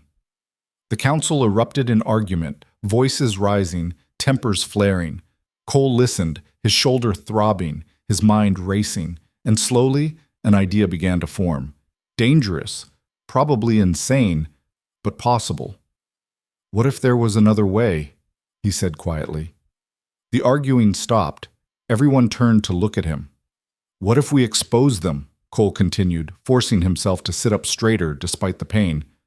What if we make it impossible for Gaines and men like him to keep operating? What if we show the world what they're really doing out here? The world doesn't care, Wintermoon said bitterly. The world celebrates men like Gaines. Some of the world does, Cole acknowledged, but not all of it. There are people, journalists, politicians, reformers, who would care if they knew the truth, if they saw the evidence with their own eyes. And how do we show them? Grey Wolf asked, interested despite his skepticism. Cole's mind was working faster now, pieces falling into place. Gaines came here for a reason. He's not just raiding randomly. Webb led him here specifically to find me, which means Gaines wants me bad enough to risk resources and men. That's personal. That's ego. And ego makes people sloppy. Where are you going with this? Iron Ridge asked. Cole met his friend's eyes. I'm going back. I'm going to infiltrate his operation, gather evidence of what they're doing, and then I'm going to make sure it reaches people who can actually do something about it. That's suicide, Lumasky said flatly. They'll kill you on sight. Not if I come in as a prisoner, Cole said. Not if Webb thinks he's finally caught the traitor who humiliated them. Gaines won't be able to resist interrogating me, showing off in front of his men. And while he's busy gloating, I'll be paying attention, learning, finding leverage. And if he just shoots you? Blackhawk asked. Then I die knowing I tried something instead of running again. Cole looked at Grey Wolf. I'm not asking permission, I'm going regardless, but I am asking for help. I'll need someone to follow at a distance, someone who can get word out if I find evidence, someone who can coordinate with friendly contacts in the settlements. I'll do it, Iron Ridge said immediately. No, Cole said. Your people need you here. You're their best warrior, their next leader. I need someone expendable. You're not expendable, Lumasky said fiercely. I am compared to Iron Ridge. Cole turned to Grey Wolf. You know I'm right. If this goes wrong, and it probably will, the tribe can survive without me. They can't survive without their leaders. Grey Wolf was quiet for a long time, his ancient eyes studying Cole with an intensity that felt like being weighed on scales. Finally, he said, This is a brave plan. Perhaps too brave. But it is also the first plan I've heard that offers any hope beyond simple survival. I will support it, but only if you understand the stakes. If you are captured, we cannot save you. If you are killed, we cannot avenge you. You will be alone, completely alone, in the heart of enemy territory. I understand, Cole said. Do you? Grey Wolf leaned forward. Because I need you to truly comprehend what you're offering to sacrifice. You have found something here, a home, a family, a purpose. You have found love. His gaze flicked to Lumasky. If you do this, you may lose all of it. Is your need for justice worth that price? Cole thought about Lumasky's kiss, about Mourning Dove's laughter, about Blackhawk's growing trust. He thought about the life he was building here, fragile and precious and real. And then he thought about the burning villages, the scattered bodies, the endless cycle of violence that would continue until someone, somewhere, had the courage to break it. It has to be, he said finally. Because if we don't stop men like Gaines, there won't be anything left to lose. They'll take it all piece by piece until we're just ghosts haunting the ruins of our own lives. Lumasky's hand found his, squeezing tight. I hate this plan, she said. Me too, Cole admitted, but I can't think of a better one. Then I'm coming with you. Absolutely not. To the edge of their territory, Lumasky interrupted. Not into danger, but I'll be there, waiting. And when you come back, notice I said when, not if. I'll be the first thing you see. Cole wanted to argue, to keep her safe, but he saw the determination in her eyes and knew it would be pointless. So instead, he just nodded and squeezed her hand back. The plan was set. They would wait 2 days for Cole's shoulder to heal enough to travel. Then he would allow himself to be captured by a scouting party, convincingly enough that Webb would believe it was real. From there, everything depended on Cole's ability to deceive, to endure, and to find the evidence they needed before Gaines decided he'd outlived his usefulness. It was a terrible plan. It had 1,000 ways to go wrong and maybe 2 ways to succeed. But it was all they had. That night, Lumasky took Cole away from the camp again, to a place where they could be alone. They didn't speak much. Words felt inadequate for what they were facing. Instead, they held each other, memorizing the feel of skin on skin, the rhythm of breathing, the simple miracle of being alive and together. "Come back to me," Lumasky whispered against his chest. "I will," Cole promised. "No matter what it takes, I'll come back to you." He meant it with every fiber of his being, but even as he held her close, watching the stars wheel overhead through gaps in the forest canopy, a part of him wondered if this was the last peaceful moment he'd ever know. 2 days later, as the sun rose over the broken remains of their camp, Cole Maddox walked deliberately into the sights of a militia patrol, his hands raised, his heart pounding, and let them take him. The hunt had begun, but this time he was hunting the hunters. In one way or another, it would end in blood. The patrol found Cole exactly where he'd planned to be found, stumbling through the scrub brush near a dried creek bed, looking exhausted and disoriented, his shoulder wound visible through his torn shirt. He'd made sure to rough himself up beforehand, to look convincingly like someone who'd barely escaped with his life. The performance had to be flawless. "Hold it right there." The lead scout, a grizzled man with tobacco-stained teeth, leveled his rifle at Cole's chest. "Don't move or I'll drop you where you stand." Cole raised his hand slowly, letting them see he was unarmed. "Don't shoot. I'm not armed. I'm trying to get back to civilization." The scout squinted at him, recognition flickering across his face. "Wait a minute. I know you. You rode with Captain Gaines. You're that traitor Maddox." "I'm not a traitor," Cole said, injecting just the right amount of desperation into his voice. "I was captured, held prisoner for months. I just escaped. Please, you have to help me." The scouts exchanged glances, uncertain. One of them, younger and more suspicious, said, "How do we know you're not lying? How do we know you're not one of them now?" "Look at me," Cole said, gesturing to his wound, the dirt and blood covering his clothes. "Does it look like they treated me well? They were going to kill me. I barely got away." The lead scout lowered his rifle slightly but didn't holster it. "Captain Gaines will want to see you. Webb, too. They've been looking for you since you deserted." "I didn't desert," Cole protested, but he let them bind his hands anyway, let them shove him roughly onto a horse, let them treat him like the prisoner he was pretending to be. Every mile they traveled toward Gaines's camp, Cole memorized the terrain, counted the men they passed, noted the locations of supply wagons and ammunition stores. Information was currency, and he was gathering as much as he could. They reached the main encampment as the sun was setting, painting the sky in shades of blood and fire. The camp was larger than Cole had expected. At least 100 men, maybe more, spread across a plateau that offered good defensive positions. This wasn't a temporary raiding party. This was a permanent operation, infrastructure in place for a sustained campaign. Word of his capture spread quickly. Men emerged from tents and gathered around as the scouts brought him to the command tent at the center of camp. And there, standing with his arms crossed and a smile that didn't reach his eyes, was Marcus Webb. "Well, well," Webb drawled.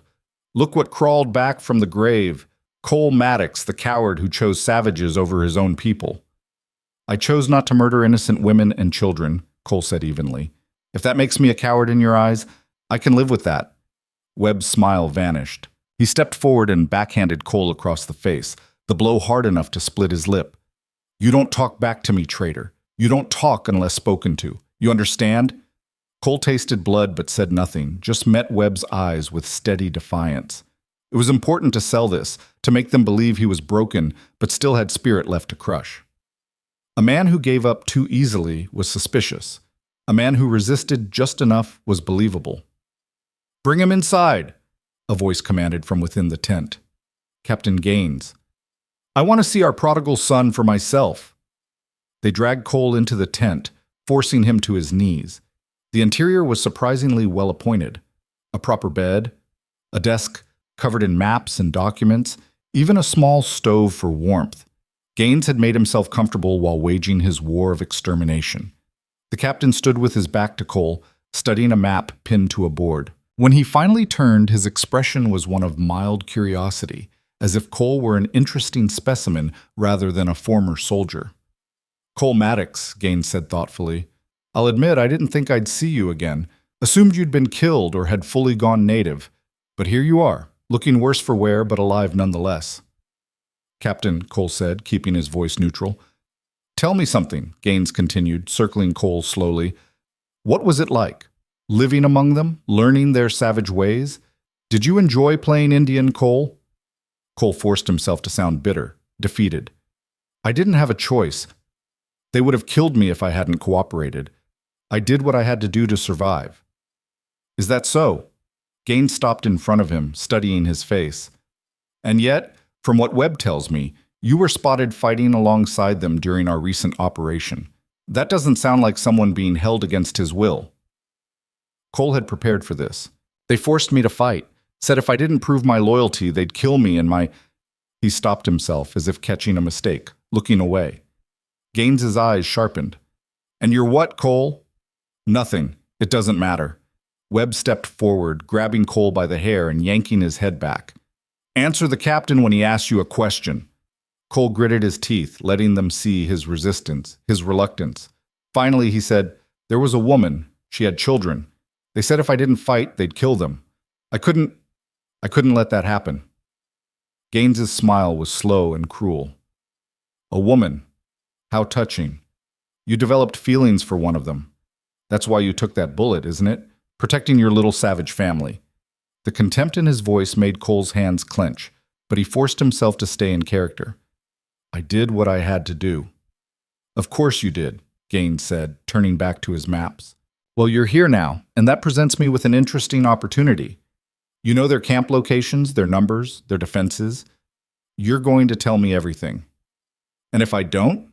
Gaines didn't even look at him. Then we'll make you. Webb here is very creative when it comes to extracting information. I'm sure you remember his methods from the war.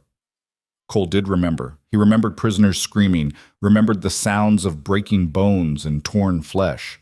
The memory made his stomach turn, but he kept his face impassive. I'll tell you what you want to know, Cole said. But I want guarantees. Safe passage out of here. A horse, supplies, a head start. You're in no position to negotiate, Webb snarled. Maybe not, Cole said, but you need what I know. Without it, you're just shooting in the dark, hoping to stumble across them. I can give you exact locations, tell you which routes they're likely to take, which defensive positions they favor. That's worth something. Gaines considered this, tapping his fingers on the desk. Finally, he nodded. Very well, you cooperate fully, and I'll see that you get your safe passage. You have my word as an officer. His word meant nothing. Cole knew that. Gaines would extract the information and then kill him, or worse, use him as bait. But Cole nodded as if reassured. Thank you, Captain. Don't thank me yet, Gaines said. You'll earn your freedom. Guards, take him to the holding area. Give him water and food. We'll begin the interrogation in the morning. They dragged Cole to a small cage at the edge of camp, literally a cage, the kind used for transporting animals, barely large enough to sit in and impossible to stand. They shoved him inside and locked it, leaving him in the darkness with his thoughts and his fear. But Cole wasn't idle. As soon as the guards moved away, he began working on the lock with a thin piece of wire he'd hidden in the hem of his shirt, another gift from Iron Ridge, who'd anticipated this exact scenario. It took him 2 hours of careful, patient work, his injured shoulder screaming with every movement, but finally he felt the lock give. He didn't open the cage yet. Instead, he waited, listening to the camp settle down for the night, mapping the guard rotations in his mind. He needed to move at exactly the right moment, late enough that most men were asleep, early enough that the dawn patrol hadn't started yet. Around 3 a.m, when the camp was at its quietest, Cole slipped out of the cage. He moved like a shadow, using every skill Iron Ridge had taught him, every lesson in stealth he'd learned over months of living with the tribe. His destination was Gaines's command tent, where he'd seen the maps and documents. Getting past the guards required patience and timing. Cole waited behind a supply wagon until one guard walked past, then slipped behind him, wrapped an arm around his throat, and applied pressure until the man went limp. He lowered the unconscious guard to the ground, took his knife, and kept moving. The command tent was guarded by 2 men, but they were facing outward, watching for external threats. Cole approached from behind, keeping low, and managed to slip under the back of the tent canvas without being seen. Inside, the space was dark except for a single candle burning on the desk. Gaines was asleep in his bed, snoring softly. Cole ignored him and went straight for the documents. What he found made his blood run cold. Maps showing not just the local area but the entire territory, with tribal lands marked for clearance operations. Ledgers documenting payments from wealthy investors back east, men who were financing Gaines's campaign in exchange for land grants and mineral rights. Letters from territorial officials, some offering tacit support, others expressing concern about the Indian problem and hoping Gaines could solve it quietly. And most damning of all, a journal. Gaines's personal journal, where he documented every raid, every massacre, every atrocity with the clinical detachment of someone cataloging inventory. The entries were detailed, methodical, proud. He'd written about the village where Luma Sky's husband died, describing it as a successful operation with minimal casualties on our side. He'd written about plans for future raids, about quotas for how many hostiles needed to be eliminated to clear each section of territory. Cole's hand shook as he read. This was exactly what they needed, irrefutable proof of systematic genocide, of corruption, of crimes that even the most hardened frontier official couldn't ignore. But he needed to get it out, needed to get it to someone who could actually do something with it. He carefully folded several of the most incriminating documents and tucked them inside his shirt. The journal was too large to carry without being obvious, but he ripped out the most damning pages, working quickly and quietly. That's when Gaines stirred. Cole froze, barely breathing, as the captain rolled over in his sleep. For a terrible moment, Cole thought he'd been discovered. His hand went to the knife at his belt, his mind racing through scenarios. If Gaines woke up, Cole would have to kill him, and if he killed Gaines, he'd never make it out of camp alive. But Gaines just muttered something incomprehensible and settled back into sleep, his breathing evening out. Cole finished gathering what he needed and began to back toward the tent entrance. He was almost there when his foot caught on something, a boot that had been left carelessly near the exit. The boot scraped across the ground with a sound that seemed deafening in the quiet. Gaines's eyes snapped open. For one frozen moment, the two men stared at each other across the dim tent. Then Gaines lunged for the pistol on his bedside table, and Cole had no choice. He rushed forward, tackling the captain before he could grab the weapon, and they crashed to the ground in a tangle of limbs. Gaines was stronger than he looked, years of military training making him a formidable opponent even half asleep. He got his hands around Cole's throat, squeezing, cutting off air. Cole drove his knee into Gaines's ribs, breaking the hold, and they rolled across the floor, each fighting for advantage. "Guards!" Gaines shouted, or tried to. Cole's fist caught him in the mouth, cutting off the cry. They grappled desperately, knocking over furniture, sending papers flying. Cole knew he had seconds at most before someone investigated the noise. He managed to pin Gaines's arms, brought his forehead down in a brutal headbutt that left the captain dazed, and then grabbed the man's own pistol from where it had fallen. "Don't move!" Cole panted, pressing the gun to Gaines's temple. Gaines laughed, blood running from his split lip. "You won't shoot. You're too soft, Maddox. Always have been." "Try me," Cole said, and there must have been something in his voice, something cold and final, because Gaines's smile faltered. Outside, Cole heard voices, footsteps approaching. The scuffle had been heard. He was out of time. "You're a dead man," Gaines said. "Even if you kill me, Webb will hunt you down. They all will. You'll never be safe." "Maybe," Cole said, "but you won't be around to see it." He brought the pistol down hard on Gaines's temple, knocking the captain unconscious. Then he grabbed the fallen papers, shoved them back into his shirt, and ran. He burst out of the tent just as the guards were arriving. Their surprise gave him a precious second of advantage, and he used it, firing the pistol twice, one shot into the ground near their feet to make them dive for cover, the second into a lantern hanging nearby. The lantern exploded, spraying burning oil across the front of the tent, and suddenly there was fire everywhere. Men were shouting, running, trying to organize in the chaos. Cole sprinted toward where they'd corralled the horses, his lungs burning, his shoulder wound tearing open again. Behind him, he heard Webb's voice screaming orders, heard the crack of rifles as men started shooting at his fleeing form. A bullet whipped past his head, so close he felt the air displacement. Another hit the ground at his feet, kicking up dirt. Cole didn't slow down, didn't look back, just ran. He reached the horses and vaulted onto the nearest one, a big roan gelding that reared in surprise. Cole got control of the animal, wheeled it toward the perimeter, and kicked it into a full gallop. The horse crashed through the makeshift fence, and then they were free, racing into the darkness beyond the camp. More gunfire erupted behind him, muzzle flashes lighting up the night like angry fireflies. Cole lay low over the horse's neck, urging it faster, praying to anything that might be listening that he could make it to the tree line before a lucky shot brought him down. The forest swallowed him whole, and suddenly the shooting stopped. They couldn't see him anymore. Couldn't risk wasting ammunition on shadows. Cole kept riding, following the route he'd memorized, heading toward the rendezvous point where Iron Ridge was supposed to be waiting. He rode through the remainder of the night, the horse beneath him lathered with sweat and foaming at the mouth. When dawn broke, painting the sky in shades of pink and gold, Cole finally allowed himself to slow down, to check if he was being followed. The horizon behind him was clear. For now. He found Iron Ridge exactly where they'd planned, in a small canyon that offered cover and good sight lines. The warrior emerged from behind a boulder, his expression unreadable. "You're alive," Iron Ridge said.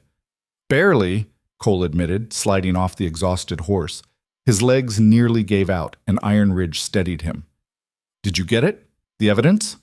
Cole pulled the folded documents from his shirt, now stained with blood from his reopened wound.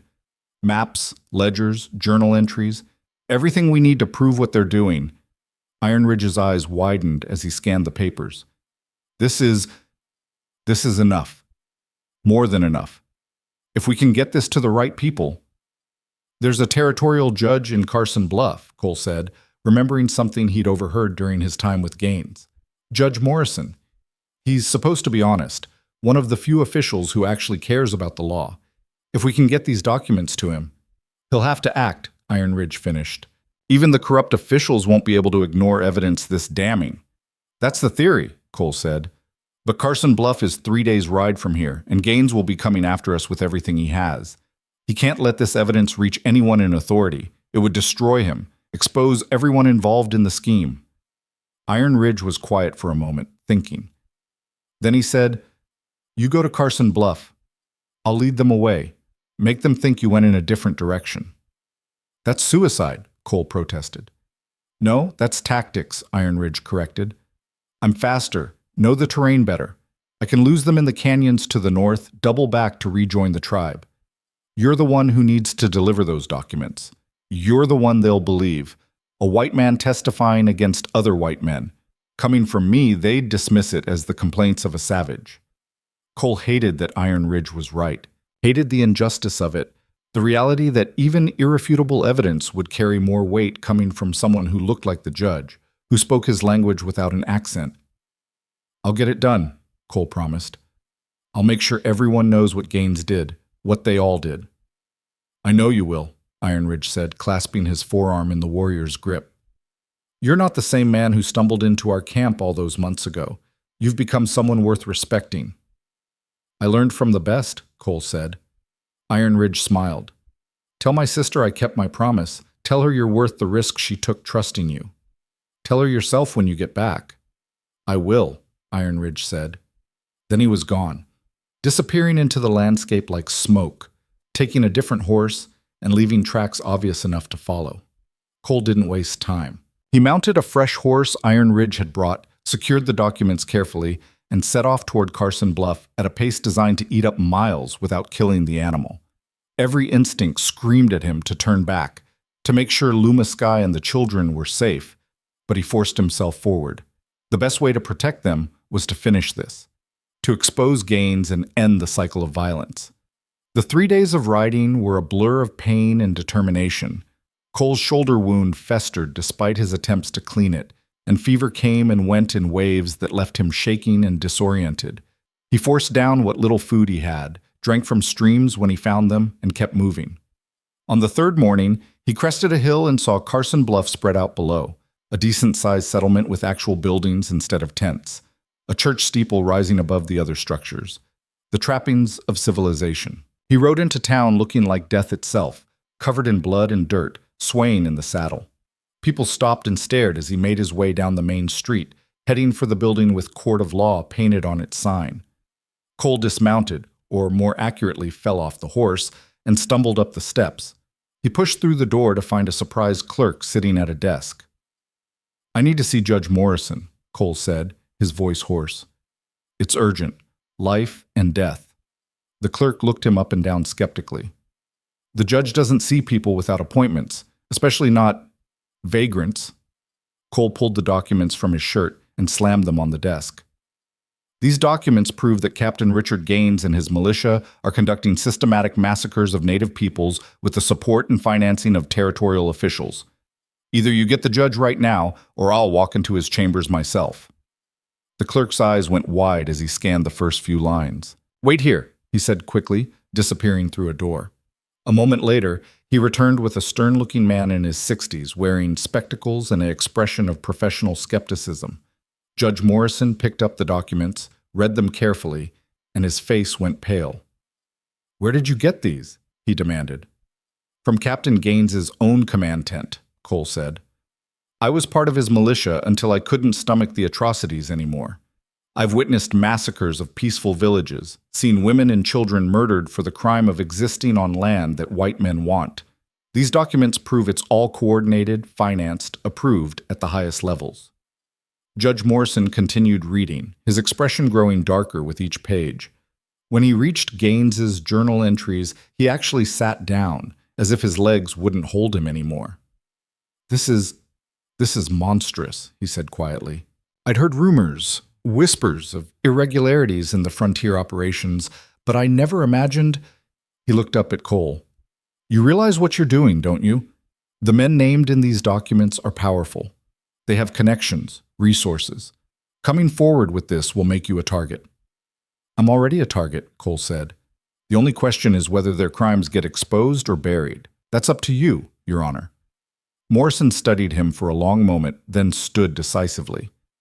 "This evidence will be submitted to the territorial governor immediately, along with my formal recommendation for a full investigation. I'll issue warrants for Captain Gaines and all named conspirators. And you."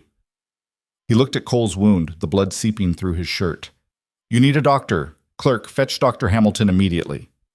"There are people still in danger," Cole said, fighting the dizziness threatening to overwhelm him. "Gaines will know I escaped with evidence. He'll either run or try to destroy anyone who can testify against him. The tribe I was living with, they're in his path. You need to send protection." "I'll dispatch a marshal and deputies within the hour," Morrison promised. "Now please, sit down before you fall down." Cole's legs finally gave out, and he collapsed into a chair. The clerk rushed out to find the doctor while Morrison continued examining the documents, making notes, his face set in grim determination. The next hours passed in a haze. The doctor came, cleaned and properly dressed Cole's wound, gave him something for the pain and fever that made the world go soft and distant. Cole slept or passed out, he wasn't sure which, and woke to find himself in a clean bed in a small room above the courthouse. Judge Morrison was sitting in a chair beside the bed, reading through more documents by lamplight. "How long was I out?" Cole asked. 2 days, Morrison said, setting the papers aside. "The fever nearly killed you, but you're through the worst of it now. Dr. Hamilton says you should make a full recovery." "The marshals, did they left the day you arrived. Should have reached the tribal settlement by now." Morrison leaned forward. "I've sent riders to the territorial capital as well.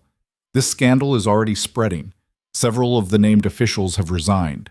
Others are claiming ignorance, trying to distance themselves from Gaines. It's all falling apart exactly as it should." "And Gaines himself?" Morrison's expression darkened. "Still at large. His camp was abandoned when the marshals arrived. He must have known the evidence had reached me and run. There's a warrant out for his arrest, but he's proven elusive." Cole's stomach tightened. As long as Gaines was free, everyone was in danger. The man had nothing left to lose now, and that made him more dangerous than ever. "I need to go," Cole said, trying to sit up. "You need to rest," Morrison countered. "You're in no condition to—" "You don't understand," Cole interrupted. "Gaines doesn't just run. He's a soldier, trained to think tactically. If he can't win, he'll try to hurt his enemies as badly as possible before going down. He knows what matters to me. He knows where to strike." Understanding dawned on Morrison's face. "The woman you mentioned, the one with children." Cole was already swinging his legs out of bed, ignoring the protest from his healing shoulder. I have to warn them. I have to get back. Then you'll go with an escort, Morrison said firmly. I'm not letting you ride off alone to face Gaines and whatever men are still loyal to him. Deputy Marshal Crawford is a good man. He'll accompany you with a squad of armed deputies. Cole wanted to argue, to insist he could handle this alone, but he knew Morrison was right. This wasn't about pride anymore. This was about making sure Luma Sky and her children survived. An hour later, Cole was riding out of Carson Bluff with 6 armed deputies, pushing the horses as hard as he dared. The journey back took 2 days of brutal riding, everyone understanding the urgency even if they didn't know all the details. They smelled the smoke before they saw it. Cole's heart seized in his chest, and he kicked his horse into a full gallop, leaving the deputies scrambling to keep up. The tribal camp came into view, and Cole's worst fears crystallized into terrible reality. Another attack had happened here, recent, maybe only hours ago. Several lodges were burning or already burned to ash. Bodies lay scattered, though not as many as Cole had feared. "Fan out!" Deputy Marshal Crawford ordered his men. "Secure the perimeter and look for survivors." But Cole was already off his horse, running through the camp, shouting Luma Sky's name. He found Grey Wolf first, the old chief sitting against a tree with a wound in his side, being tended by Winter Moon. "Where is she?" Cole demanded. "Where are Luma Sky and the children?" Grey Wolf's face was gray with pain, but he managed to speak. "Gaines came. He took them. Took several of our people as hostages. Said if you wanted them back, you'd have to face him. Alone." The world tilted sideways. Cole grabbed Grey Wolf's shoulder, forcing himself to focus. "Where? Where did he take them?" "The old fort," Winter Moon said, applying pressure to Grey Wolf's wound. "The abandoned military outpost 2 days north. He left a message, said you have until sunset tomorrow or he starts killing them." Cole's vision tunneled, his mind racing through scenarios, discarding plans as quickly as he formed them. A direct assault on a fortified position with hostages would get people killed, but doing nothing would definitely get them killed. There had to be another way. "I'll go with you," Deputy Marshal Crawford said, having heard the exchange. "We'll bring the full force of the law down on him." "No," Cole said, forcing himself to think clearly. "If Gaines sees a show of force, he'll kill the hostages immediately. He's cornered, desperate, looking for a last victory before he goes down. This has to be done carefully." "You're not seriously considering going in alone," Crawford protested. "I'm considering going in smart," Cole corrected. He turned to Winter Moon. "Where's Iron Ridge?" "Leading the survivors to safety. He left 2 days ago." Cole cursed under his breath. He could use Iron Ridge's tactical mind right now, but there was no time to wait for him to return. Deputy Marshal Crawford studied Cole's face. "You have a plan." "The beginning of one," Cole admitted. "But I'm going to need your help, and Gaines is going to need to believe I'm completely alone and unarmed when I walk into that fort." The plan came together quickly. The deputies would circle around to positions overlooking the fort, ready to provide covering fire if needed but staying hidden. Cole would approach at sunset as Gaines demanded, appearing to be alone and compliant. And when the moment was right, when Gaines's attention was focused on his prize captive, they'd strike. It was risky. It was dangerous. It had 100 ways to fail. But it was all they had. Cole spent the remaining time preparing himself mentally. He checked and rechecked his hidden weapons. A knife strapped to his calf beneath his trouser leg. A small derringer tucked into his boot. Not much, but enough to make a difference if he could get close enough to Gaines. As the sun began its descent toward the horizon, painting the sky in those same shades of blood and fire that seemed to follow him everywhere, Cole mounted his horse and rode toward the old fort. The structure came into view as dusk settled, a crumbling outpost that had been abandoned years ago, its walls still standing but weathered, its watchtowers empty of guards. But Gaines had made use of what remained, posting men at strategic points, turning the ruin into a functional defensive position. Cole approached with his hands raised, visibly unarmed. A sentry spotted him and shouted a warning. Moments later, Marcus Webb emerged onto the wall, his rifle trained on Cole. "That's far enough, traitor," Webb called. "Get off the horse and walk forward. Slow!" Cole dismounted, keeping his movements careful and deliberate. He walked toward the fort's entrance, every step bringing him closer to whatever fate awaited inside. The gates creaked open, and he was immediately seized by two guards who searched him roughly. They found the knife on his calf and the derringer in his boot, taking both with expressions of smug satisfaction. "Did you really think we'd be that stupid?" Webb sneered. "Captain Gaines knows all your tricks, Maddox. He's been 3 steps ahead of you since the beginning." They dragged him into the fort's courtyard where Gaines waited. The captain stood in the center, looking remarkably composed for a man whose entire operation had collapsed. Behind him, bound and guarded, were Luma Sky, her children, and 6 other members of the tribe. Cole's eyes met Luma Sky's, and what he saw there nearly broke him. Not fear for herself, she was too strong for that, but terror for her children, for the people she felt responsible for protecting. Mourning Dove was crying silently, her small face pressed against her mother's side. Blackhawk stood rigid with rage, his hands clenched into fists despite the ropes binding them. "Welcome, Cole," Gaines said pleasantly. "I'm so glad you could join us for the finale." "Let them go," Cole said, forcing his voice to remain steady. "This is between you and me. They have nothing to do with it." "On the contrary," Gaines said, walking slowly around Cole, "they have everything to do with it. You chose them over your own people. You betrayed your oath, your duty, your very nature, to play house with savages. And now you're going to watch as I take that choice away from you, piece by piece." "The marshals know you're here," Cole said. "The whole territory knows what you've done. You're finished, Gaines. Let these people go, and maybe they'll go easy on you." Gaines laughed, a harsh sound devoid of humor. "Go easy? I'm going to hang regardless, Cole. My career's over, my reputation destroyed, my investors abandoning me like rats from a sinking ship.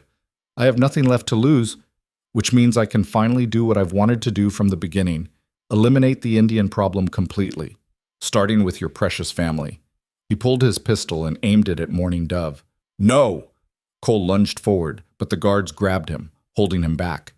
Gaines's finger tightened on the trigger, and then an arrow sprouted from his shoulder, appearing as if by magic. Gaines screamed, dropping the pistol, and suddenly the fort exploded into chaos. Warriors poured over the walls from 3 directions. Iron Ridge had come after all, bringing every fighter who could still hold a weapon. The deputies opened fire from their hidden positions, providing covering fire. And in the confusion, Cole broke free from the guards, drove his elbow into one's throat, kicked the other in the knee, and dove for Gaines's fallen pistol. Webb raised his rifle, but Cole was faster. He fired once, the bullet catching Webb in the chest, and the man went down hard. Gunfire erupted from every direction. Gaines's remaining men tried to fight back, but they were outnumbered and outmaneuvered. Iron Ridge fought like a demon possessed, cutting through anyone who got between him and his sister. Cole reached the hostages, using the pistol to shoot through their ropes. Luma Sky grabbed her children, pulling them toward cover as bullets whined overhead. "Get them out!" Cole shouted to Iron Ridge. "I'll cover you." But Iron Ridge was already there, helping Luma Sky and the other hostages toward a breach in the wall where warriors waited to escort them to safety. Cole turned to find Gaines and saw the captain stumbling toward the fort's magazine, the ammunition storage that would still have powder and explosives inside. Even wounded, even beaten, Gaines was trying for one last act of destruction. Cole sprinted after him, catching up just as Gaines reached the magazine door. They collided in a desperate struggle, both men fighting with the fury of those who have nothing left to lose. "You destroyed everything," Gaines snarled, his hands around Cole's throat. "Everything I built." "You built nothing but graves," Cole gasped, breaking the hold and landing a solid punch to Gaines's wounded shoulder. The captain howled in pain, and Cole pressed his advantage, driving him away from the magazine. They fought across the courtyard, trading blows, neither giving ground. Gaines was older but trained, experienced in hand-to-hand combat. Cole was younger but injured, his healing shoulder limiting his movement. Finally, Cole saw an opening. He feinted left, and when Gaines committed to blocking, Cole drove his knee up into the captain's gut, doubling him over. Then he brought both fists down on the back of Gaines's head, dropping him to the ground. Cole stood over the fallen captain, breathing hard, and for a moment considered finishing it. One bullet, and Gaines would never hurt anyone again.